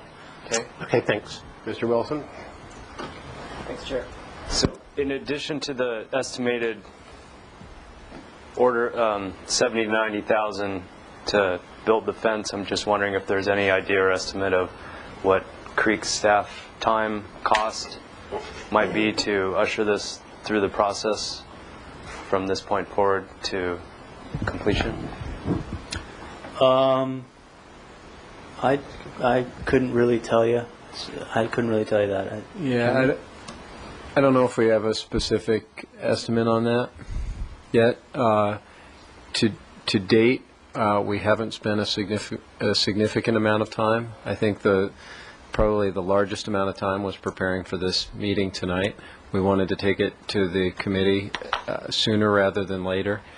This is a new project, and we wanted to have an opportunity to get feedback from you. Going forward, we've essentially figured out the design, so it's the time commitment is largely going to be in processing and permit applications. We have, for example, Tim already filled out the Caltrans encroachment permit application. It's a fairly short and simple application. We've held that until we had the feedback from the committee and knew whether to go forward or to even initiate that process. So I don't think it's a major time commitment in terms of construction. It's putting up a fence. It's not a very technical operation. So I think relative to the project costs, I don't think our costs are going to be significant in terms of our staff time. Okay. I have one clarification question regarding the statement in our staff report that it's coming out of budget of the Creeks Division fiscal year 2008 operating budget. Have we isolated what line or where we're going to be able to find that? Good. We're looking in the operating budget, as you said, for FY08, and there are two line items in particular we're looking at. One is a water quality line item, and the other one is creek cleanups and waste management. And there's plenty of room in those for this project? There's just enough, I think. Okay. All right, one more question, and then I think I'd like to move towards someone making a motion. Sorry. What's the plan on the private property maintenance for the new chain link fence? What would be our plan there? Would we be taking care of that, or would the right property owners be taking care of that? We haven't really talked with them. We haven't really talked with them about that. Okay. I would imagine that they would maintain it. I see the maintenance is very minimal. They already have fence there that they have to maintain. It's just, of course, not a question, but you know that part of the operation there is tractors and mounds and mulch and stuff up against that fence. Oh, yeah. Storage containers, and it's in my mind. Pardon the editorial comment, but as it exists right now, it's not very conducive to the maintenance of a fence. And when we get to other comments, we'll talk about what's going on with that property and how that all fits in. Okay. But as it is right now, you would expect them to maintain that. Yeah, I would think so. Is that right, Cameron? Well, I think that we have had a preliminary discussion with the property owners there, and they're interested in working with us on establishing a fence here. I think with that particular section, which is we don't have a pointer here, that particular section that runs along that edge of the creek channel. Right now, that particular property has an application that's being processed by the city for a project that would cover that whole property, and it's a mixed-use project. So I think the current use is not likely to be there for a long time. As that project is moving forward, we may see desire by the property owner to use something other than that small chain link fence there. They may decide they want to put up some of the ornamental iron or some other type of material there. That would, if we're using the chain link there, that allows us to roll that up and allow them to put something else in there. In the short term, in terms of maintenance, our hope is that the maintenance requirements are going to be minimal. The reason we're choosing that small gauge fence material is we've discovered that a lot of the people down in this area have pretty extensive tool supplies in their backpacks, including bolt cutters, and we see that the existing fence, which is a 2-inch chain link, allows for people to get their feet and hands in there and climb over, as well as to clip the fence. And the bolt cutters are pretty blunt nosed, so trying to get in on a 1/2-inch chain link is really difficult. And then the amount of time that it takes, even if you can get in there, to cut something big enough for a person to crawl through is significant. And so our hope is that the maintenance will be minimal. I understand that the idea with the 1/2-inch is just I kind of glance at a skip loader bopping around moving mulch and equipment and what that means when the guy just runs over the fence. Well, just Tim and I have walked that whole line, and what we've seen down there, they do have uses that are up to the creek bank there, but the damage to the fence that we've seen doesn't appear to be coming from machinery or from people that are legitimately on the right property. We have seen the fence pushed over from people, so many people climbing over it that it just gets pushed down, or we've seen it cut, or we've seen it pulled up and then something put under it to hold it up so people could get in and out. One of my questions I was leading to at a later point was the proposal that's EAR scoping right now is a 25-foot setback from the creek with planned restoration on the part of the property owners. And God knows how long those things take. We all know that, right? It's just ramping up right now. But this investment of money for that particular side, not the 200 feet, but whatever that works out to, that's really back in that working area, where is that in relationship to where they think they're going from that 25-foot setback and doing a restoration project on their ticket? How long is it going to take them to get there, and so that expense, we get to only amortize it over how long of a period of time before somebody just takes it up and does something else? Well, the idea with that particular line of fence is in using the chain link is that we would be able to roll it up and reuse it. It's not something that just gets thrown away. We've selected the least expensive fencing material we could find to put in that location as part of this project. That would be effective. But it still has to be effective. And what we found as we started here, initially when we started looking at this, we were looking at, can we just take the piece around the bridge and sort of seal that off, because that seems to be the easiest location to get in. But we saw so much evidence of people getting in other locations that it's really, I think, if we don't go all the way with this, all the way around, it's not worth doing at all.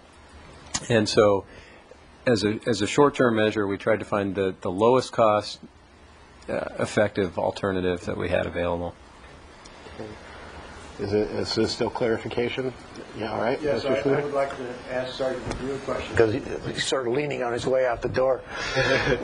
Can you give me some indication of the normal patrolling that goes on, the level of normal patrolling, as opposed to the individual highlights that you did? I'd say we're down there in that particular area, either dealing with labor line issues, drug issues, at least 3-4 times a day on a patrol level. We're down there my particular detail, we deal with street crimes, both drug addicts and alcoholics, and our mission is to try to help the businessmen and women of Santa Barbara flourish. So we try to handle the street crime aspect. This is one of our regular places that we stop off. We have a maintenance schedule. We go to State Street, we go to the beachfront, we go to Lower Milpas, we hit some of the parks, and we go to the labor line. So I can say for sure that we're driving through there at least once a day, and then now you have all your other patrol officers that are going through there, plus calls for service. I know that the business people there, the one gentleman that does the maintaining for the main business, they work in there, I can't remember his name, but they have McCormick's Electric and stuff on the corner. They're calling us probably once every other day at least. So we're down there, I'd say pretty conservatively, once to twice in a 24-hour period. Thank you. Yeah. All right.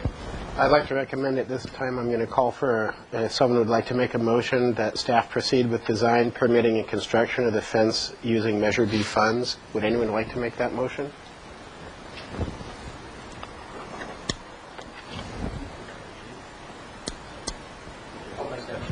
All right. So we have Mr. Weber. Anyone second? Thank you, Mr. Wilson. Okay, so it would appear we might have some discussion to do before we get to voting on this motion. Mr. Jordan, shine away. I will certainly not stand singly in opposing this, but I just have a whole myriad of issues with this, and I understand where we want to go. I clearly understand where we want to go. But one, it's a piece of private property, and it's a piece of valuable private property that a private property owner is having problems controlling. And I understand part of that issue is the city put the problem next to the piece of private property, and there's a cause and effect going on. But it's going to be developed. It's going to be whatever that time is that this half of the fence is amortized, I don't think is a good return. The opposite side is clearly, to me, a capital project for a city property rather than a Measure B issue. It's a city work lot that the city should be taking care of, and the link to public safety again doesn't link me to Measure B funds. I appreciate the issues, I appreciate the problems down there, I drive down there, I know exactly what you're talking about, but that as a component of spending almost $100,000 just doesn't seem to connect for me. Now, that all said, I'm not going to stand alone and disagree on that. If the majority of the board wants to go with this as a alternative, I'm for that. And if we do that, a suggestion I would have too is that we make arrangements or plans to get down in that creek bed and take out the overgrown invasive growth right now and take out the cover that it provides. Because there is cover down there from palm trees and big growing things. I'm sure that's the science term for those, big growing things that people hide behind and hide under. And if we're going to do it and spend $100,000, I think we keep going and do some more work down there and clean that place up. So that would be my opinion. Would anyone else like to speak against the motion? Mr. Schluter. I have some of the same concerns that Mr. Jordan has. It seems to me that while Measure B funds can play a role here, that this should not be a Measure B funds effort alone. Not only the city, but the police department and the public in general enjoys benefits from this. And I think that in putting it entirely on Measure B funds alone is not a proper use of those funds solely, and that I'd like to see other funding. My other comment is that we seem to be presented here with an all or nothing. We're going to line the creeks on both sides of the fence, put the fencing on here, and I would like to see an exploration of alternatives in this rather than just simply here, we're going to fence this thing off completely. What if we fenced off the fronts on each side? Is that a viable alternative, both from the police point of view and from water quality point of view? Would stronger maintenance, weekly, if even more maintenance, be a viable alternative as opposed to simply leaving the existing fence there. There may be other alternatives. I'd really like to look and explore what we're going to do there in light of other developments rather than simply approve this solely on Measure B funds. And last, a question for Mr. Burgess. What's the effect of the 100-year event on these lateral fences? Oh, I'm not sure where the 100-year event watermark would come up. Then I think that we need to look at that issue as well. So there's issues here that I think are unresolved. I'm seeing a little possible question there. Could you explain just a little more about what you think the 100-year impact would be? I don't know. That's why I'm asking. But are you suggesting it might undermine the fence? Yes. Okay. And we ought to know whether it's going to undermine the fence before we invest the money. And if it's not, fine. But do we need to mitigate that possibility? Right. Those issues need to be addressed. Does anyone else want to add something to the against argument? Mr. Phillips. Thank you, Chair. I thought I would be the only one speaking against the project. I appreciate the points already made, and I agree with them. Moreover, I think this is an ugly problem, and it's a possibly even uglier solution to an ugly problem. And this is a huge goal for me coming out of this committee that I've come to believe maybe top priority is to preserve the beauty and capitalize on the aesthetic value of the creeks in our city. And when we do things that take away from that, I think we'll come to regret it later. And the money we're talking about spending to tear up the concrete channel on Mission Creek is an example of that. The astronomical amount of money that the city of Los Angeles is spending to try and bring back the Los Angeles River from past mistakes is another. And to me, this is just taking so much away from the attractiveness of the creek. Granted, this particular area isn't one of our best stretches of creek, but this, to me, surrenders it completely. And so I think that's a real problem. It's a real problem to spend Measure B funds directly to do such a project. At the same time, I really recognize the issue here, and that something needs to be done, and this would protect water quality, and that arguably is our very first and foremost concern. I think it sets a poor precedent to start armoring off public areas that are becoming too frequented by undesirable activities, and there's a number of places in the city that I think the same solution could be proposed, and I don't like the precedent that it sets. So I would also agree that the alternatives that may have been looked at, and I'm sure that were looked at, should have been presented with this solution so we could have a better feel for what the decision-making process that got us to this point is.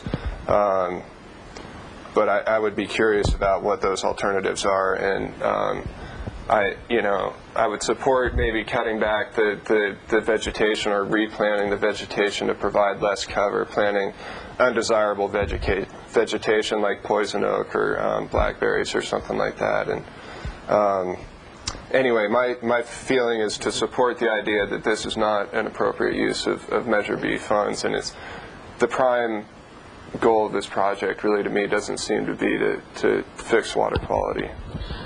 All right. I just wanted to make a clarification. The area was cut back and all the non-natives removed this fall. And if you go there now, you can see there's not a whole lot of cover left. There's a few of those pictures showed that, and you can see the difference.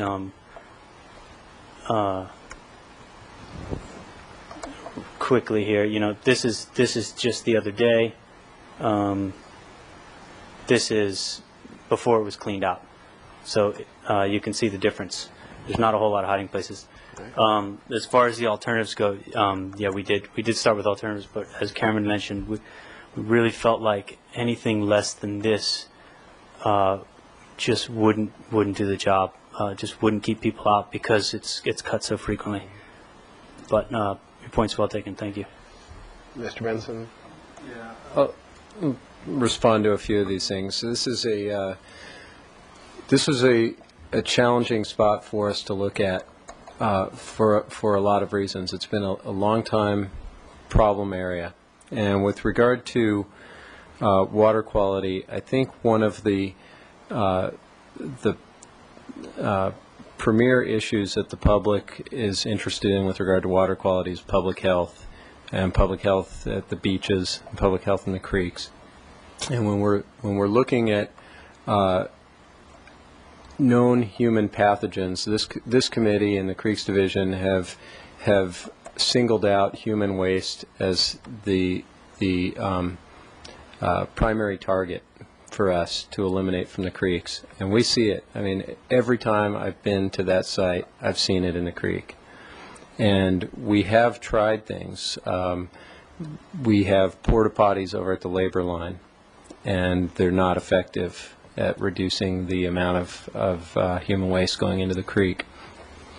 There was a proposal several years ago for the city to put an ozone treatment facility at the end of Laguna Creek as it enters into the estuary and then out into the ocean for treatment to try to treat bacteria, including bacteria that we know is coming from human waste.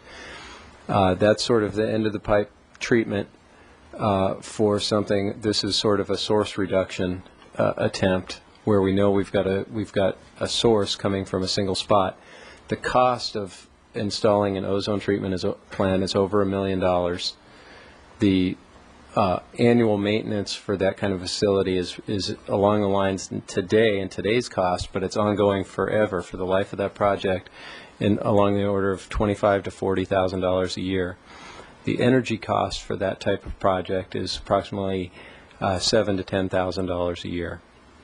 So when you look at cost, and then you've got to look at the effectiveness of that type of treatment in terms of protecting human health. So we arrived at this approach looking at those kinds of alternatives that we've considered for this type of spot. This is a unique spot in the city, I think. It's not public property. It's private property for the most part. There is the city has a right-of-way at the bridge. That's public. The rest of the property is private property. It's currently fenced. So this is not erecting a new fence in a place that's not currently fenced. It's replacing an ineffective chain link fence barrier with an effective chain link fence barrier, and the wrought iron barrier that's existing at the wastewater treatment plant, where they had this problem before and they don't have the problem anymore. So I think it's a legitimate question to talk about whether Measure B funds alone should be used, but I can tell you the police department is going to continue to patrol this area. They are spending resources to have officers down in the area, arresting people, citing people, keeping an eye on the area.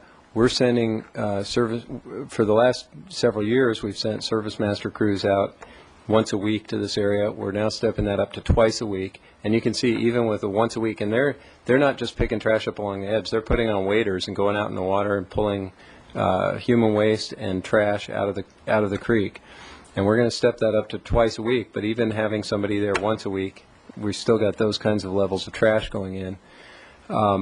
Along the someone mentioned the city's annex yard there. There is an existing chain link fence there. As far as the annex yard is concerned, that is sufficient for them.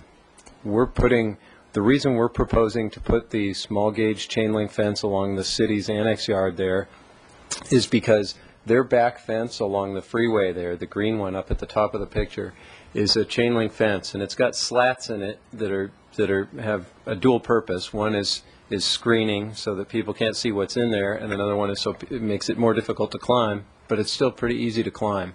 And so our concern was somebody would just walk around, hop over into the annex yard, and then climb the easy chain link fence to get in. So, as we walked around, and Tim and I hopped over all these fences, and you can get right over, and it's really easy to get in there. And so every time we put something in one area, we realized we're just moving the entry a little bit over. So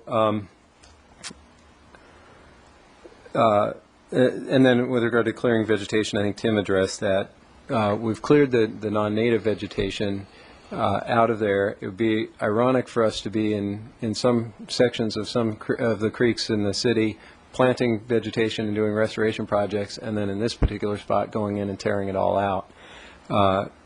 So we've gone through this, and I agree. It's really a difficult conclusion to come to for us that this is for this particular spot and for the problems we have and the types of land uses around there.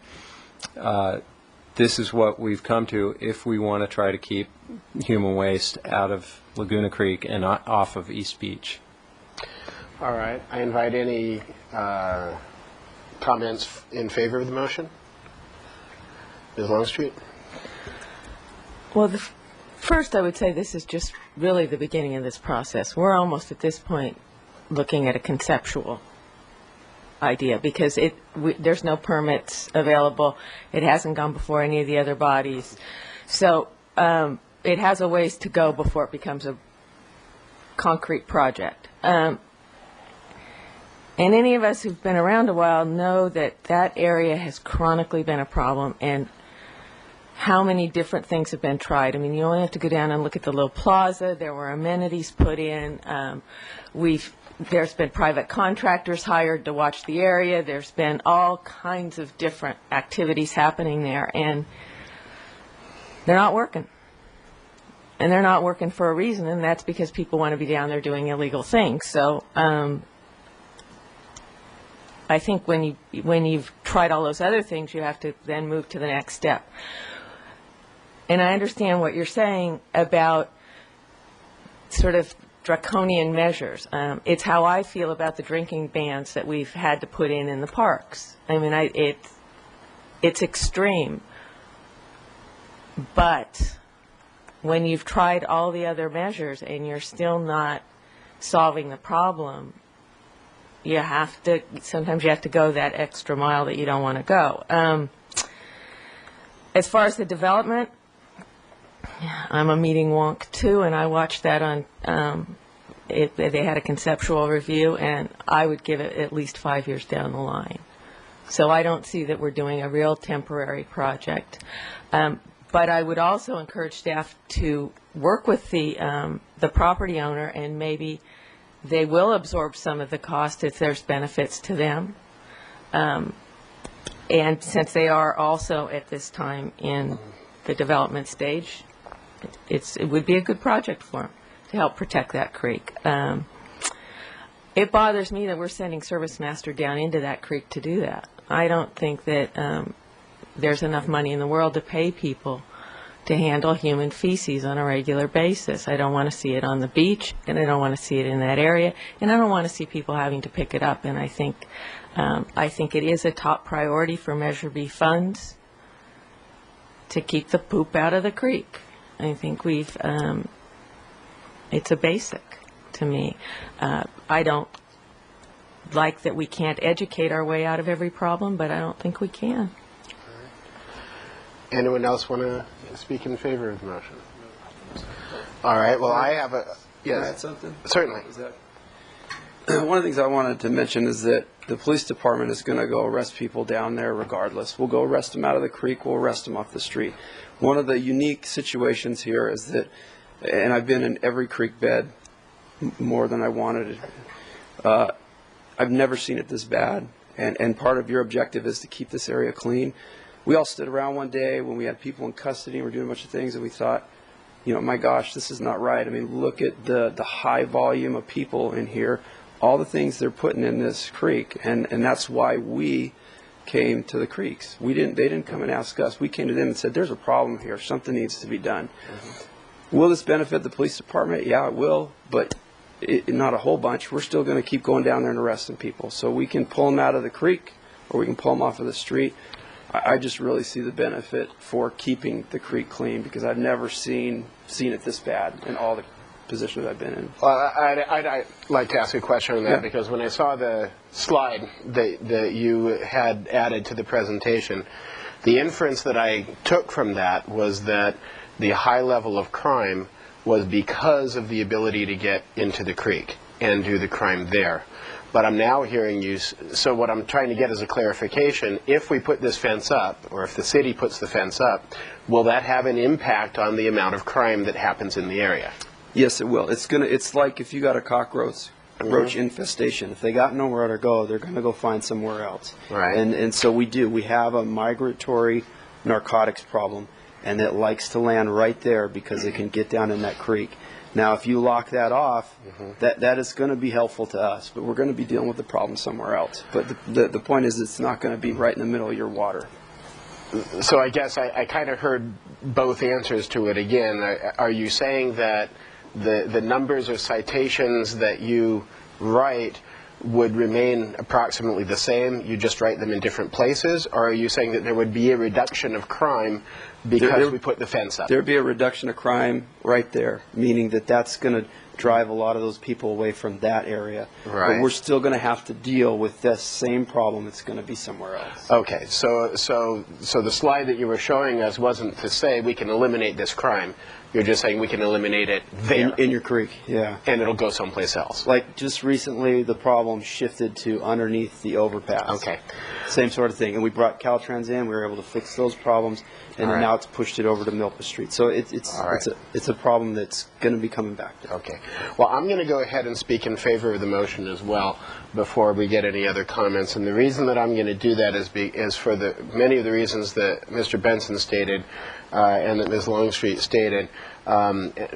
Basically because it is a charge of this committee to work towards water quality solutions. This is an extreme way, but it is a way that we can I believe, easily and very cheaply do that. The $70,000 to $90,000 isn't really a huge amount when you look at the kinds of money that we're spending. My concerns are also with some of the other committee members that I do not think that it is a good precedent for this to be borne by the Creeks Committee alone. I think that this is clearly a general fund issue as well as a Measure B issue. Were this to move forward, I would also then want the committee to make a strong statement that staff can pass on to City Council, talking about the participation from other divisions in the city or from the general fund. Now, what I'm going to invite now are more comments, but only if they would actually lead someone to possibly change their vote or how we're moving, because I think we've heard the arguments pro and con, unless anyone has something really to add. Mr. Wilson. Thanks, Chair. It's just it's pretty minor, but from a strictly fiduciary perspective, a conservative estimate of $7,000 a year, a service master going in there, does pale in comparison to 70 to 90 plus staff time as well. And I understand that's an annual versus hopefully a one-time cost.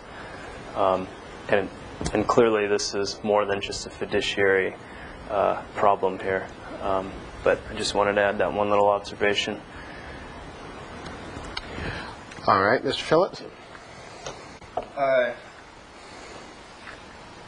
Thank you, Chair. I'm wondering if it's possible to amend the motion to pass it along with approval, but with some of the recommendations that you just voiced. Certainly it is. The procedure for doing that would be to have someone suggest a change to the motion, and then have the person who made the motion and the seconder agree to those changes, and then we can easily put an amended motion to the group.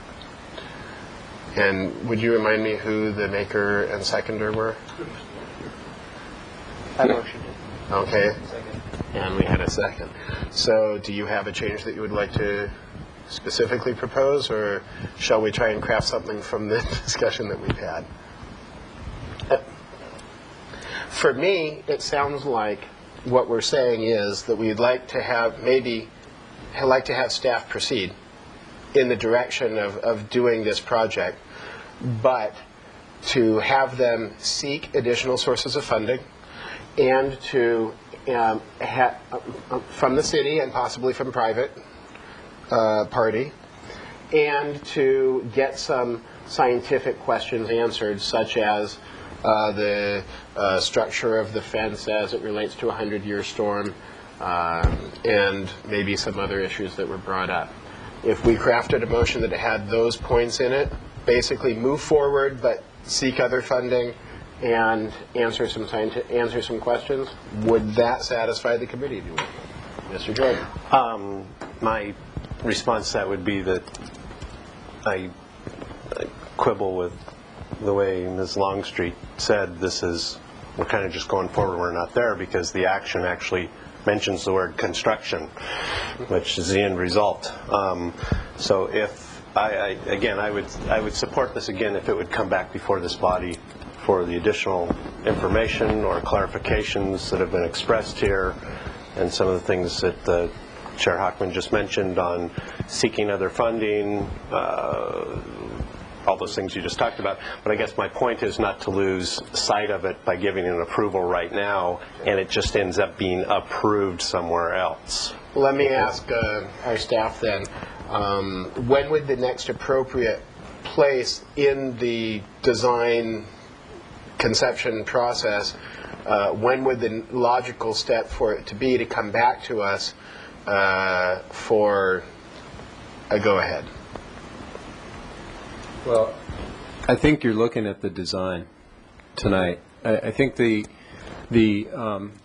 think one important thing to consider is this committee's role in the city's process, and ultimately the role of this committee is to advise other boards, commissions, and city council on this type of project. And so the motion is a recommendation to go forward or not to go forward. With regard to the funding, and additional sources of funding, I have a couple points, if you don't mind. First of all, with regard to the funding, this is a year where, if you read the headlines, the state's budget is in crisis, and there's a tremendous impact on the city's resources this year. We're looking at requests for reduced budgets in every department in the city this year. We're just beginning a budget process now that will culminate in June, when the city reviews its FY 2009 budget. I think that seeking funding in this year for this project is going to be unlikely within the city. Having said that, I can commit that we can look to other potential sources of funding for this project, but I can't make any promises that we'll be successful with that. I want to address a comment about the service master costs. We included that in the presentation just so you had an idea how much money we were spending as out-of-pocket funds. This isn't being proposed as a way to save $7,000 a year, because we think we'll probably still have to send service master there from time to time to do some cleaning. The point is we're spending money out of pocket. This project is being proposed as a source reduction project for our top priority pollutant that we're trying to get out of the creeks. And we on this committee have considered projects in the $1 million range to try to attack that problem. This is a lower cost project in terms of what water quality benefit we think we'll achieve. I think there are other downstream locations where we find human waste. This isn't going to get all of it, but I think we're looking at somewhere between 60 and 80% at least from this one area. This is a unique situation. When you've talked about precedent, I think you're talking about it in terms of spending Measure B funds, but in terms of a precedent of putting fencing around creeks, I think this is a very, very unique situation in the city. I haven't seen anything else like it on any of our other creeks in terms of, having a point source right there that we know of, and having this kind of existing fencing around a section that is so abused. So I really think it's unique. And then the last thing I'll say is the land use down in this area of the city is changing, and we've got a project for a multi-use project that's a very high-end project going in on that lot where you now see dirt and trucks and things like that. The uses are changing down in this area. We're looking at something that's going to improve water quality relative to some of the projects that this committee has supported. It's inexpensive. It goes right to a source that we know of. We don't need to do water quality testing on Lower Laguna Creek. We know where the source is. You can walk out there and see it with your own eyes. You don't need to test the water to know what's in there. And so this is an opportunity for us to try to tackle that problem on this stretch of the creek. And yes, we can look for other sources of funding, but I think if we're going to go back and we're looking to the city or to other departments for that funding, I don't think it's going to happen this year.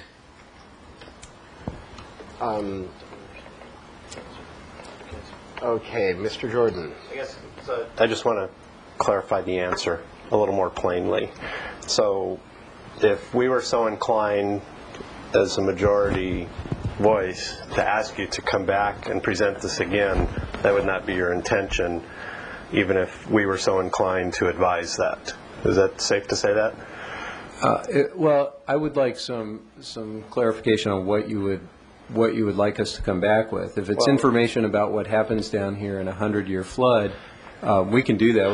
We can show you a 100-year flood map from this area. I think it's likely that most of the area is underwater. I guess my point would be there's probably copious notes on some of the issues that have been raised, and there's some hesitation on the last couple words of the action as it's written in the agenda, where you get to construction. And if you're giving us the choice of voting yes because you're going to go there regardless, or voting or putting up another motion and requesting, and you would comply to come back before we get to those stages, is that not something you're going to do, and is this a waste of discussion? No, I'm willing to come back here and bring it to the committee if that's what the committee wants. I guess one thing I don't know is what might change between what we might be able to bring back in the future. And I'd like to make a comment on what we have tonight. I'd like to make a comment, which is, think about when you're asking for it to come back, how it will impact your vote. I mean, let's say that we're looking at, for example, the 100-year storm. If we find out that this entire section is underwater during a 100-year storm, or that it isn't, is that going to change how you vote on the motion? My guess is that it might not, but it might. And that's the question that I would suggest asking before we delay this project and come to a conclusion where a month from now or 2 months from now it just ends up being, yeah, well, we're going to vote for it because it does make sense to do, and they're going to build it strong enough to withstand everything that they can figure out. And no, there isn't any other funding anyplace else. Even though we've looked and we've tried. It really is for us as the Creeks Division, it is on the merits as to, is this an effective water quality project for us, and is it cost effective for us to do?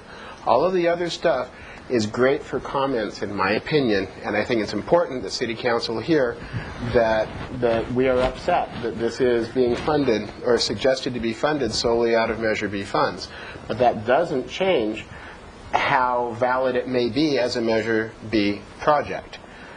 So that's how I encourage you all to think about this. Just at one point, staff said the creek daylight's there. It's coming out of a tube, so only the flow that's coming out of there is what's going to be coming out of there. I mean, I don't think it's as susceptible as, let's say, the running through Oak Park and hitting a bridge. It's already hit its bridge ahead of where this fencing is. Isn't that logical? Okay. See, I learned stuff here, you guys. Mr. Wilson. Thank you, Chair. So, wait. So, the project proposal as it's presented to us at this time right now is essentially to build a fence funded by Measure B. Correct. And which will have undoubtedly, clearly, water quality benefits, law enforcement, human health and safety benefits, and then potential negatives from aesthetics, maybe fencing off the creek, possible precedent settings from that perspective as well. So I think as it stands right now, I'm going to have a major difficulty supporting this project because I do read construction and I think after here it goes away and this is the one time to talk about it. I don't personally want to necessarily see this project come back to me. I don't think that's necessary for the Creeks Committee here.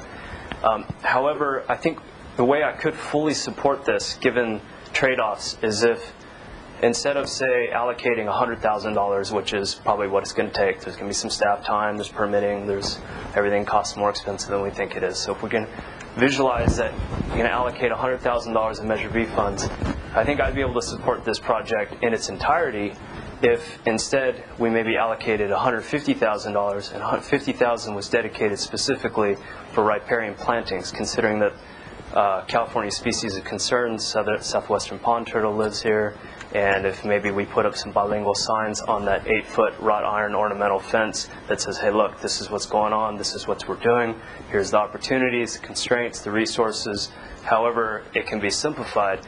But to me, that seems to be a much more a far-reaching project that I think will appeal in the short term and the long term, not just to water quality, but also to changing people's behaviors. Hopefully, that's always our intent. Use the carrot, not the stick, and or even 180,000. Some sort of measure for maintenance. I mean, the pictures that I saw after the palm trees and other things got cleared out, I saw rudal annual grasses. It's just going to be a maintenance nightmare.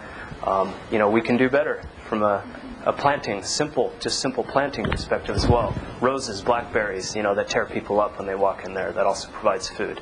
So I just want to throw that one out there. And, if that was the case, I could say, yes, I support allocating $100,000 of Measure B funds to build the fence, but with the provision, the distinct provision, that there will be a firm commitment of some additional funds and resources to follow up with Phase B of the project, which would be the restoration and outreach and education. Okay. I'm going to go around the table once more for last comment before we take a vote on the motion that is actually on the table. If it passes, great. If it fails, there will be an opportunity for a substitute motion, and then I think we'll be done with this topic. So yes, going around. Thank you, Mr. Chairman. My concern is that we're being presented with essentially a 360-degree wrap of the creek. And it seems to me that there might be stages or phases we could approach this project by putting parts of the fence up. Now, I've heard the sergeant and others suggest that various alternatives have been tried that I'm not aware of, and that may be a mitigating factor. But it seems to me that we could approach this project by putting up part of it, see how it works. Put up another part, see how it works. Is there some way that we can do something other than all or nothing? And that's my big concern here. I appreciate that there have been a lot of efforts in the past by the police and others to mitigate this, but I'm still left with the desire to try and do as little as possible to maintain the natural state of the creek, as well as solve a problem, which I've been real negative here. There is no doubt it's a huge problem both for us in terms of water quality and for the police, and I would not in any sense denigrate the importance of those issues. Okay, Mr. Jordan. Mr. Phillips. Thank you, Chair. I'm prepared to support this project, and I would feel much better about it with the type of amendment that Mr. Wilson has proposed. Okay. Mr. Weber? Thank you, Chair. I motioned at the beginning. I think that both from Ms. Longstreet and Mr. Benson raised really excellent points to support. Our primary, or probably our primary objective as a committee, is to protect water quality. Reducing the sources down there would go a long, long way. I think this is a, not foolproof, but a very, very, very strong project to do so. I do very much like Mr. Wilson's idea of maybe allocating more funds to improve the habitat potential down there. And I'd be willing to withdraw my motion to support that. Let's wait before we do that and see how we do. One more point is, I would like to hear, though, from Mr. Benson, if something like that is feasible, if there is money. I mean, he made the comment that we were maybe just right in there. Now, that's an extra 10% on the budget, so I should do that. Ms. Longstreet? I really appreciate Daniel's suggestion. I think it's very global, and I like that idea. I would suggest that it come as a separate motion, a second motion for follow-up to have staff develop a planting and educational component to follow up this project. Part of it to not tie them together in that way. And, you know, I don't get to vote on this, but I fully support it. But the other part of it is, I think there's and I said this before, I think there's a long way for this to go. You know, there's nothing in this city that's a slam dunk, as we can see here tonight. So there's still some other committees and some other places. I would hate to see us try to phase in this project and explain that to permitting boards, all the places that were listed. It may have to go before HLC. It has some uphill battles to it. It isn't simply, this is not a plan yet.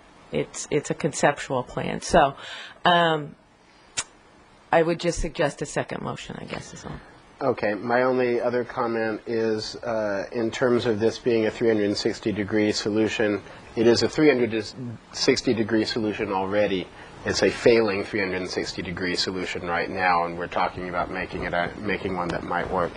That being said, I also am in support of voting on the motion as it is presented right now, and then tackling a restoration project there, whether it be with a motion tonight, which I'm not sure is appropriate based on the agenda, but certainly we could have staff come back with we could direct staff to come back with a plan, and whether that ends up being out of capital or out of operating, I think staff is best qualified to tell us how to move forward, and we can hold staff responsible to bring that back to us and make sure it comes back on the agenda.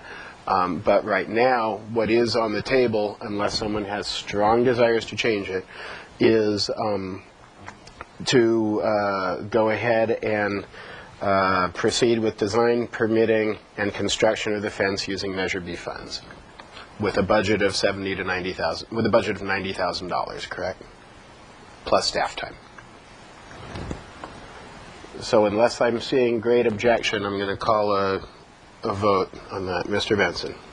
I know you just want to get a vote going, Mr. Chair, but I just wanted to say we're at about an hour on this item. I've heard, you know, I've heard those.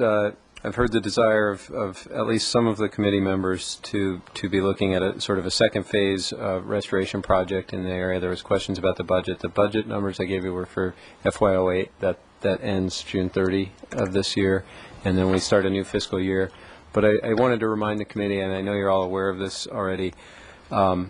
We have a watershed study going for the Laguna watershed right now, and part of that study is to identify a range of alternatives for improving water quality in Laguna Creek and in the estuary and out on East Beach. And so we have UCSB and Geosyntec consultants working on that now, and we can forward the discussion to them, the discussion we've had here tonight, to them about some of the things the committee might like to see in the lower watershed there. So that's a study that's underway. We'll have some conceptual design come out of that study and feasibility analysis of different types of things we can do to improve water quality. But I've heard that and can relate that to them. All right. Mr. Phillips, you had your hand up before.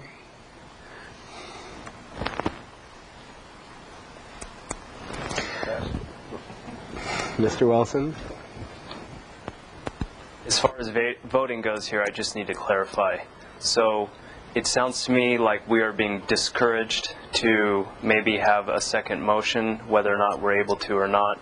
So we vote specifically just on the fence and leave it stand, or, I mean, this is sort of a straw poll here, because this is going to affect the way I'm going to vote. You know, or do we option A, vote it as it stands, be done with it, option B, vote it, should it fail, come back with a second or revised motion that is some sort of a hybrid or direction that puts maybe fence and restoration together, or certainly option 3 is, you know, pass this and then come back with a second totally separate motion, and you know, that's going to affect the way I'm going to vote. Well, those are the 3 options, unless somebody, you know, effectively for the motion that's on the table to change, somebody would basically need to make a motion, a sub-motion, to change the motion. And I have not heard anyone do that yet, and I keep looking around and I don't see anyone jumping up ready to do that. Ms. Longstreet? No, what I heard Cameron saying, though, is that we're already in a planning process there. So there's something going to happen, and that will come back to us. So I think what he was saying is, let's not go and plant it before, you know, start a separate planning process until we get that one completed. So I think we can direct staff to roll this into that and make sure it comes back. But I wouldn't think we'd want to do concurrent planning processes. So again, unless I see an indication that someone has an urgent desire to change the motion that's on the table, I'm going to be calling for a vote on the motion that's on the table, which is to proceed with construction. And before I do that, I would like to note for the record that there is no public comment. Mr. Phillips. So am I understanding that we are directing staff to work on some sort of restoration vegetation planning? We will tackle that discussion when this motion is off the table. So when we vote on the motion that's before us, we can turn our attention to the second issue, which is how do we handle what other message to send.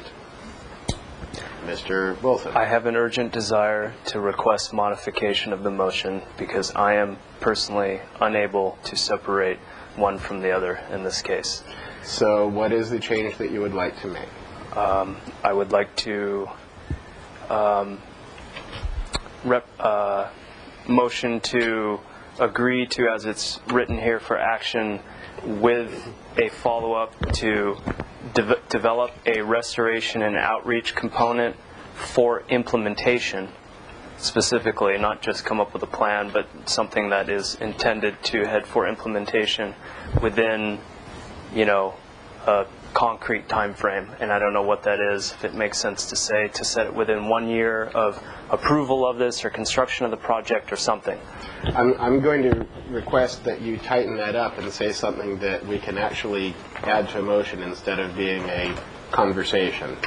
So recommend that staff proceed with design, permitting, and construction of the fence using Measure B funds while developing, or not while, and then develop a restoration and outreach component for implementation within 1 year of construction of the fence. Yes.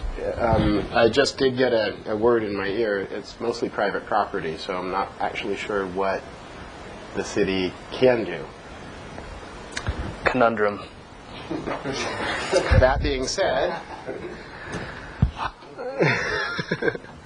I'm going to go ahead and take chair's privilege, unless I'm overruled, to go ahead and call the motion, and I'm going to ask for a vote. All those in favor of the motion on the table, please indicate by saying aye.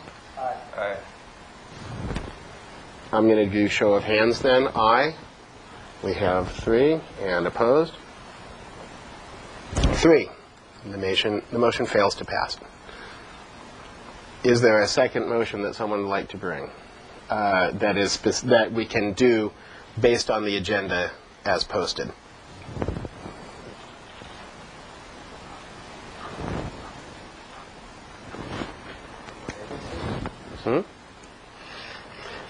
I have a question of the chair. Sure. Based upon what my suggestion was just 2 minutes ago, am I able to bring that motion forward based upon the agenda on the table as it stands? I'd like to ask staff for clarification. Can we put forward a motion advising you to do something on private property?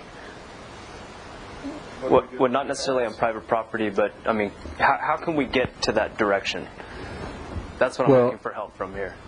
There's 2 things. I mean, one is it is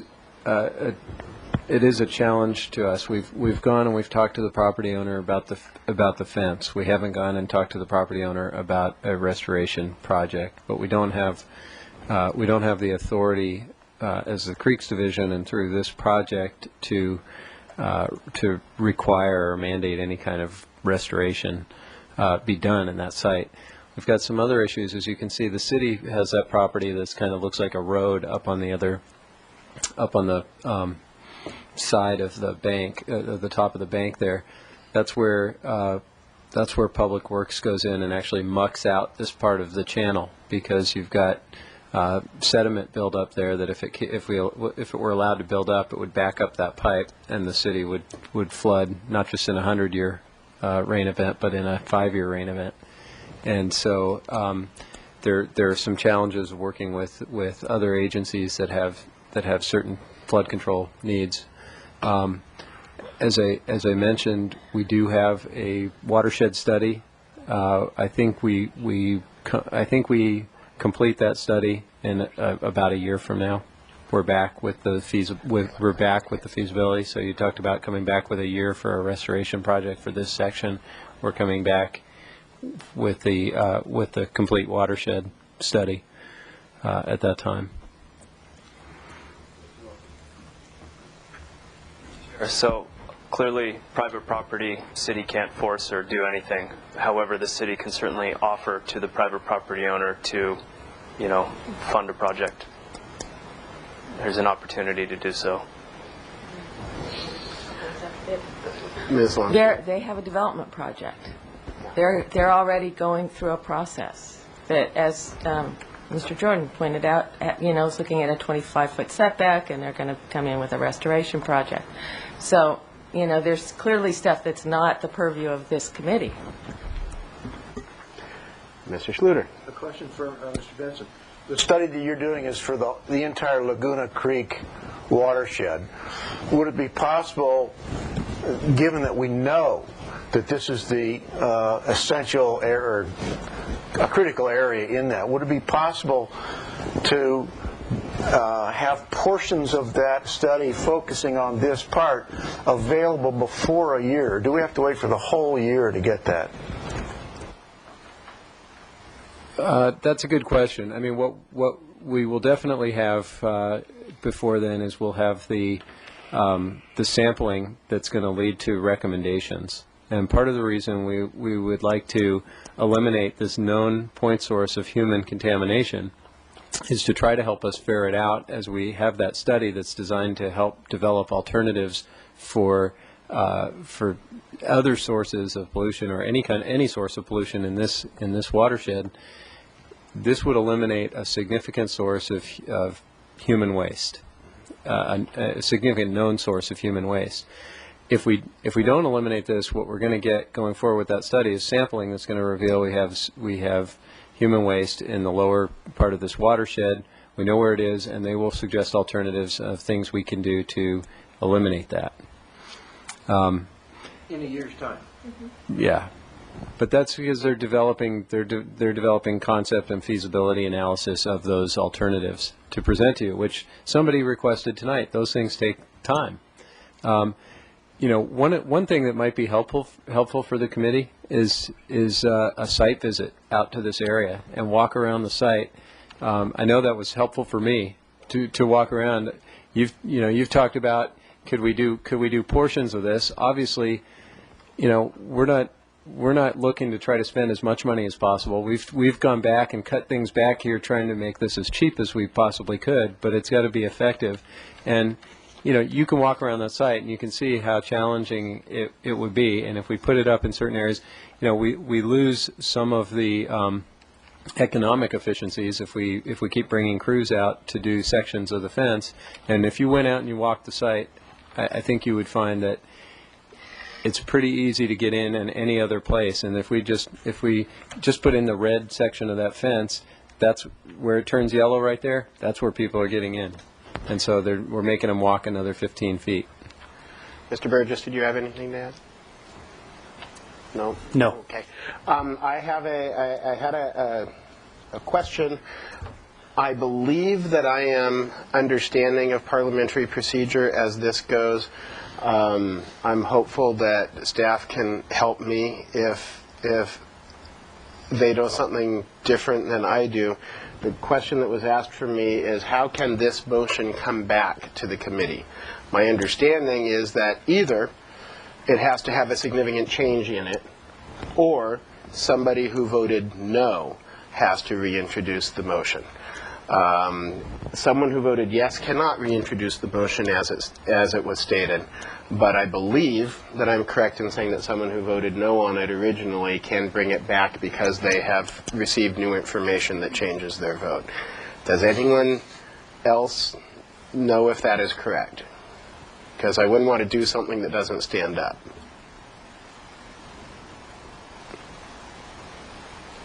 Ms. Zachary.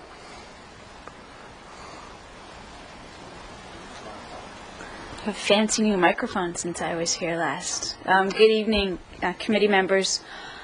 I don't know if I'm going to help your deliberation, except first I'd like to say that your deliberation is right on. You're asking all the right questions, bringing up all the right issues.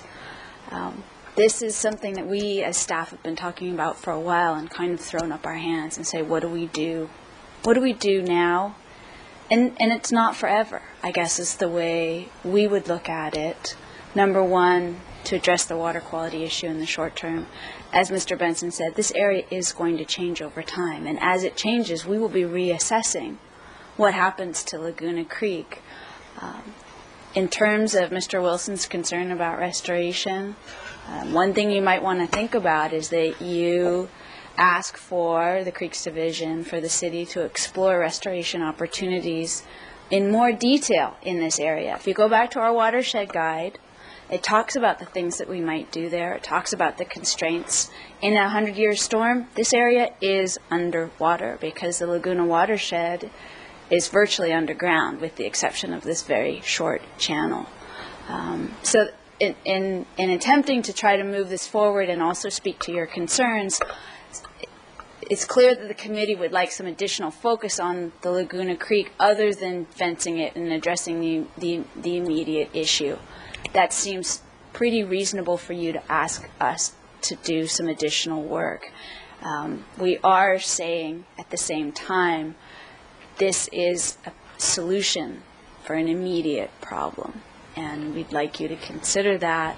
If, as part of your consideration, you want us to come back with something else, that could be one way that we could help us get there. Right. Mr. Jordan. Welcome back. It's a pleasure to see you. I, of course, at the expense of getting heckled unmercifully by people to the left and right of me, certainly appreciate the problem here. And I'll take advantage of your interpretation of the way to get this back on board. And I think I mentioned way out in front my disagreement with the motion, but indicated that I wasn't going to singly stand in the way of it. And I'll change that a little bit and ask that the question be readdressed again for a vote, because I also don't want to be in a position where I think we're going, and that's that this body would as in an advisory capacity, would not agree with the action, but that the division would still move forward with the action.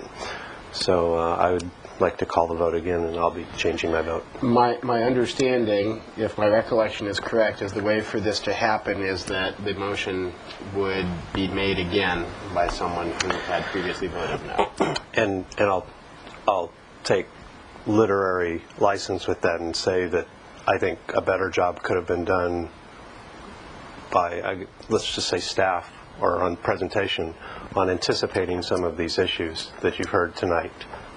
These don't seem, as Jill just said, these don't seem that these are things that we're talking about or struggling with are out of the ordinary. And I know from the past year these are part of the meetings and discussions that should take place. And I think some of these could have been headed off earlier and quicker or a little more aggressively to kind of get us past this struggling with it. So that'll be the end of my editorializing, but I don't think we should leave this 3-3 and kind of walk out of here with egg on our face either.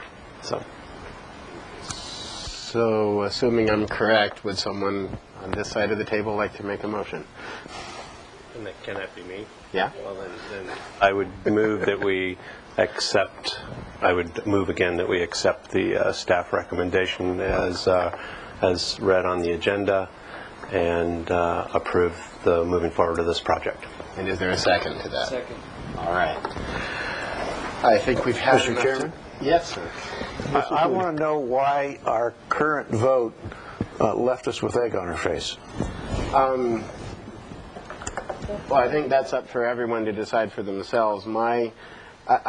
For me, I can tell you my personal decision process on this one is looking at it as a water quality statement. And if you remove the police department and you remove all of the other things, to me, this seems like a no-brainer, and it does seem like something that the city is probably going to move forward with anyway. And for the Creeks division for the Creeks committee to be the only voice that says don't do it sort of seems counter to the direction that we've set before, which is let's move aggressively to get rid of known. This is an opportunity for us to actually attack a point source of pollution. And so that's just my opinion. I don't, everyone else is going to have to make their own conclusion, but that's how I see it. We have a motion and a second. All those in favor? Aye. Any opposed? Opposed? Any? And there are no abstains. Now, as far as this goes, if for whatever reason my understanding of parliamentary procedure does not stand up, then I would assume we'll figure out a way to bring this back to make it Impeach. It is? Okay. Impeachment. So I got it. Goody goody. All righty. Well, I want to thank our guest tonight for sticking out the long haul here. Thank you for the presentation. Thank you to Mr. Burgess. And I want to thank the committee. This was an interesting and difficult discussion. And it shows that we don't have to be unanimous. It shows that we don't have to all be happy with the decision, but it also shows that we deliberate clearly for the good of the committee, for the good of the division, for the good of the city. And ultimately, that's the best that we can do. So I want to thank everyone for this good deliberation. We have a couple of what I believe will be very quick items to move forward with. Moving now to item 9, the chair subcommittee appointments. We have a handout on this. And it says it's for action, but it's really for appointment. Again, has everyone on the committee had a chance to review the document? I know most of us have seen this time and time again. Just to reiterate, we have a standing subcommittee, which is the budget subcommittee. The rest of our subcommittees are ad hoc subcommittees, and we have a watersheds committee, outreach and education, water quality, strategic planning, and then we have some other activities, say liaisons from other groups. I have a note here from Mr. Moldaver that he wrote before he left, indicating what he would like to have happen, as far as his participation is concerned. Looking at the list of subcommittees and their members, we have the first three on our list, the budget, the watershed, and the outreach and education, which are at this point fully populated. So the first thing that I would like to do is see if, is on watershed. Oops, I missed that. Okay. So, well, let's start with budget subcommittee then. Mr. Moldaver indicated that he was happy staying on that. I'm happy staying on it. Mr. Jordan, are you? If so invited. If so invited. Is there anyone else who has a strong desire to be on the budget subcommittee? Going. So we will leave the budget subcommittee as it is. Let's move to watersheds right now. We have Mr. Wilson, Mr. Moldaver, Mr. Phillips will be stopping his participation as he moves away. And do we have someone who would like to join? Okay. Anyone else? No. Ooh, okay, you are now duly appointed to the Watershed Ad Hoc Committee. Outreach and Education looks to be the same group as was in the Budget Subcommittee, Mr. Jordan, Mr. Moldaver, and myself. Would anyone suggest any movement on that? Mr. Jordan? If somebody has an inclination to get involved with that particular committee, I'd be willing to get off of it. But I don't have to get off of it. But I'm just looking for open spots for new people or old people or young people, whatever. Is anyone showing an intense desire to bump Mr. Jordan out of that subcommittee? We'll leave it as it is for now. Now, these are fluid. They can change over time. It just happens to be on the agenda today. Water quality, again, Mr. Phillips is leaving. We have Mr. Weber and Mr. Wilson. Is there anyone else who would like to join that? I see Mr. Schluter. And I will so appoint. Okay. Strategic planning has 2 openings on it. Right now, it's me. And so I have 3 people who would like to join it. But let's think about this. So did I see that you were interested, Mr. Wilson? So that you were interested, and I want to reread this note here.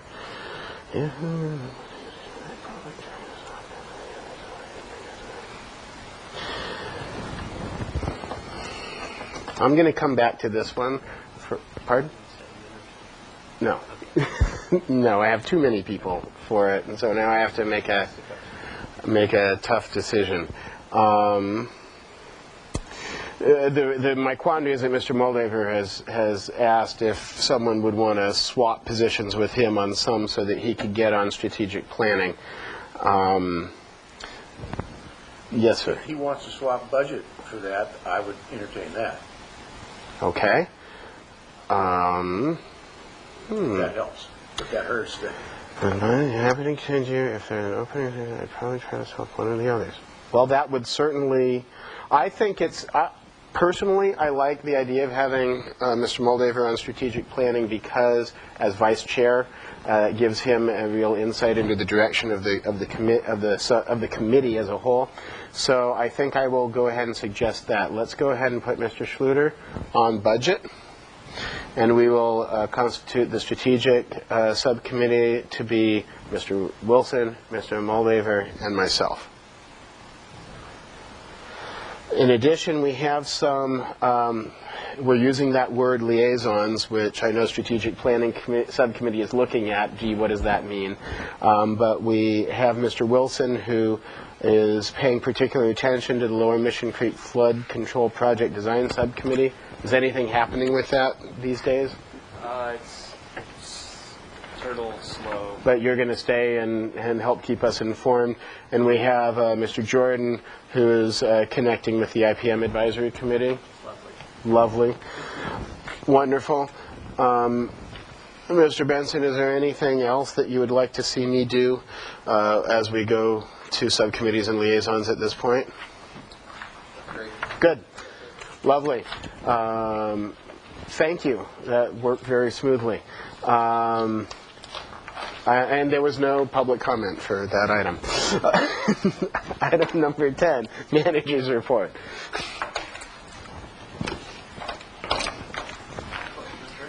Manager's Report.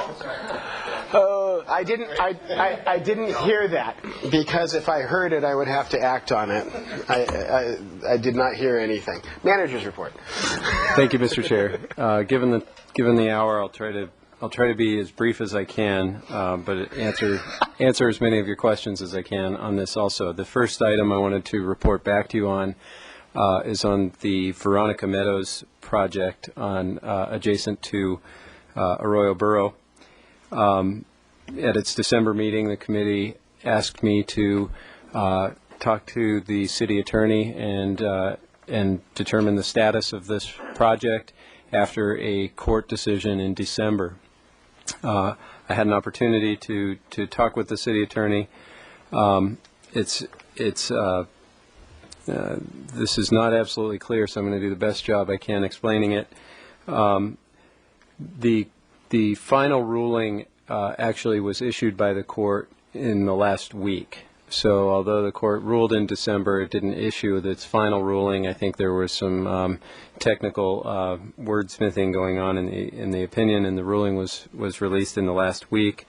A week ago, Tuesday, February 5th, the council had the first reading of an ordinance to repeal all of the approvals that were granted to the project in December 2006. The council voted to move forward and repeal all of their approvals. This Tuesday, yesterday, February 12th, the item was on for a second reading, and that's a normal procedure for an ordinance. Normally the second reading is just a consent item, and everybody who supported it the first time supports it the second time, and it passes. This time, the applicant's attorney requested that council not adopt the ordinance and repeal the approvals, and announced that the applicant would be appealing the court's decision.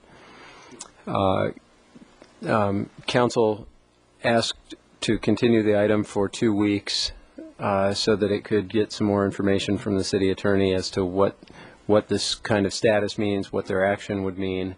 And so they've continued the item and will bring it back 2 weeks from yesterday. I think the city attorney will provide some additional information as to what the council's action, one way or the other, would do. This is all sort of a procedural context at this point, and as I said, the applicant's attorney had stated to the council that they were planning to appeal the decision. So that's the status of that. And then the other thing I wanted to mention was that there was a beach closure last month, and I wanted to let the committee know about that if you weren't aware of it, and to let you know why that happened. And this is a closure as opposed to what we normally have if we have a bacteria exceedance, where we have an advisory or a warning. And the closure happened as a result of a sewage spill down on Nopal and Montecito Street, where approximately 3,500 gallons of sewage backed up out of a manhole, got into the street, washed down a storm drain, and then with the stormwater mixed in, washed out and exited at the outfall at Calle Cesar Chavez and Cabrillo, right onto the beach, known as the East Side Drain. The county public health official, who under state law is the person that has to act in that situation, has the standard for them to act is if there's a sewage spill, they close the beach, and then if they feel there's any public health threat, they can close the beach for other reasons. He closed the beach that day. That was a Wednesday. We tested the water, or the county went in and tested the water on at several points on East Beach, from the wharf all the way down to the volleyball courts near Sycamore Creek outfall, and the results came in Friday. None of the results had exceedances for fecal coliform bacteria, so they removed the beach closed signs, reopened the beaches technically. Sycamore Creek at East Beach had an elevated enterococcus standard. There was a lot of rain still coming down, so a warning remained at that section of the beach, but the rest was open. As of the results last week, on February 4th, all of the beaches were reopened and below state standards for water quality. So I just wanted to let you all know that had happened. There is an issue with the sizing of the sewer pipe down in that area, and Public Works is working on that and trying to improve it. You have a situation where the pipe above that point is in some sections 10 inches, some sections 8 inches, and that section is 6 inches. So it's getting smaller. They've got it on their list to fix. And when the track record for Public Works when they go in and make those repairs is pretty good. They did do a big project over on Spring Street where they had consistent sort of perennial small spills, and they put a bypass system on there to allow any additional flows to bypass and to prevent that kind of thing from happening. In this heavy rain that we just had a couple weeks ago, it functioned just as designed. So that was the good news. And I think that's it, unless anyone has any questions. Any questions? I'll entertain a motion. Without objection, we are adjourned. Yeehaw.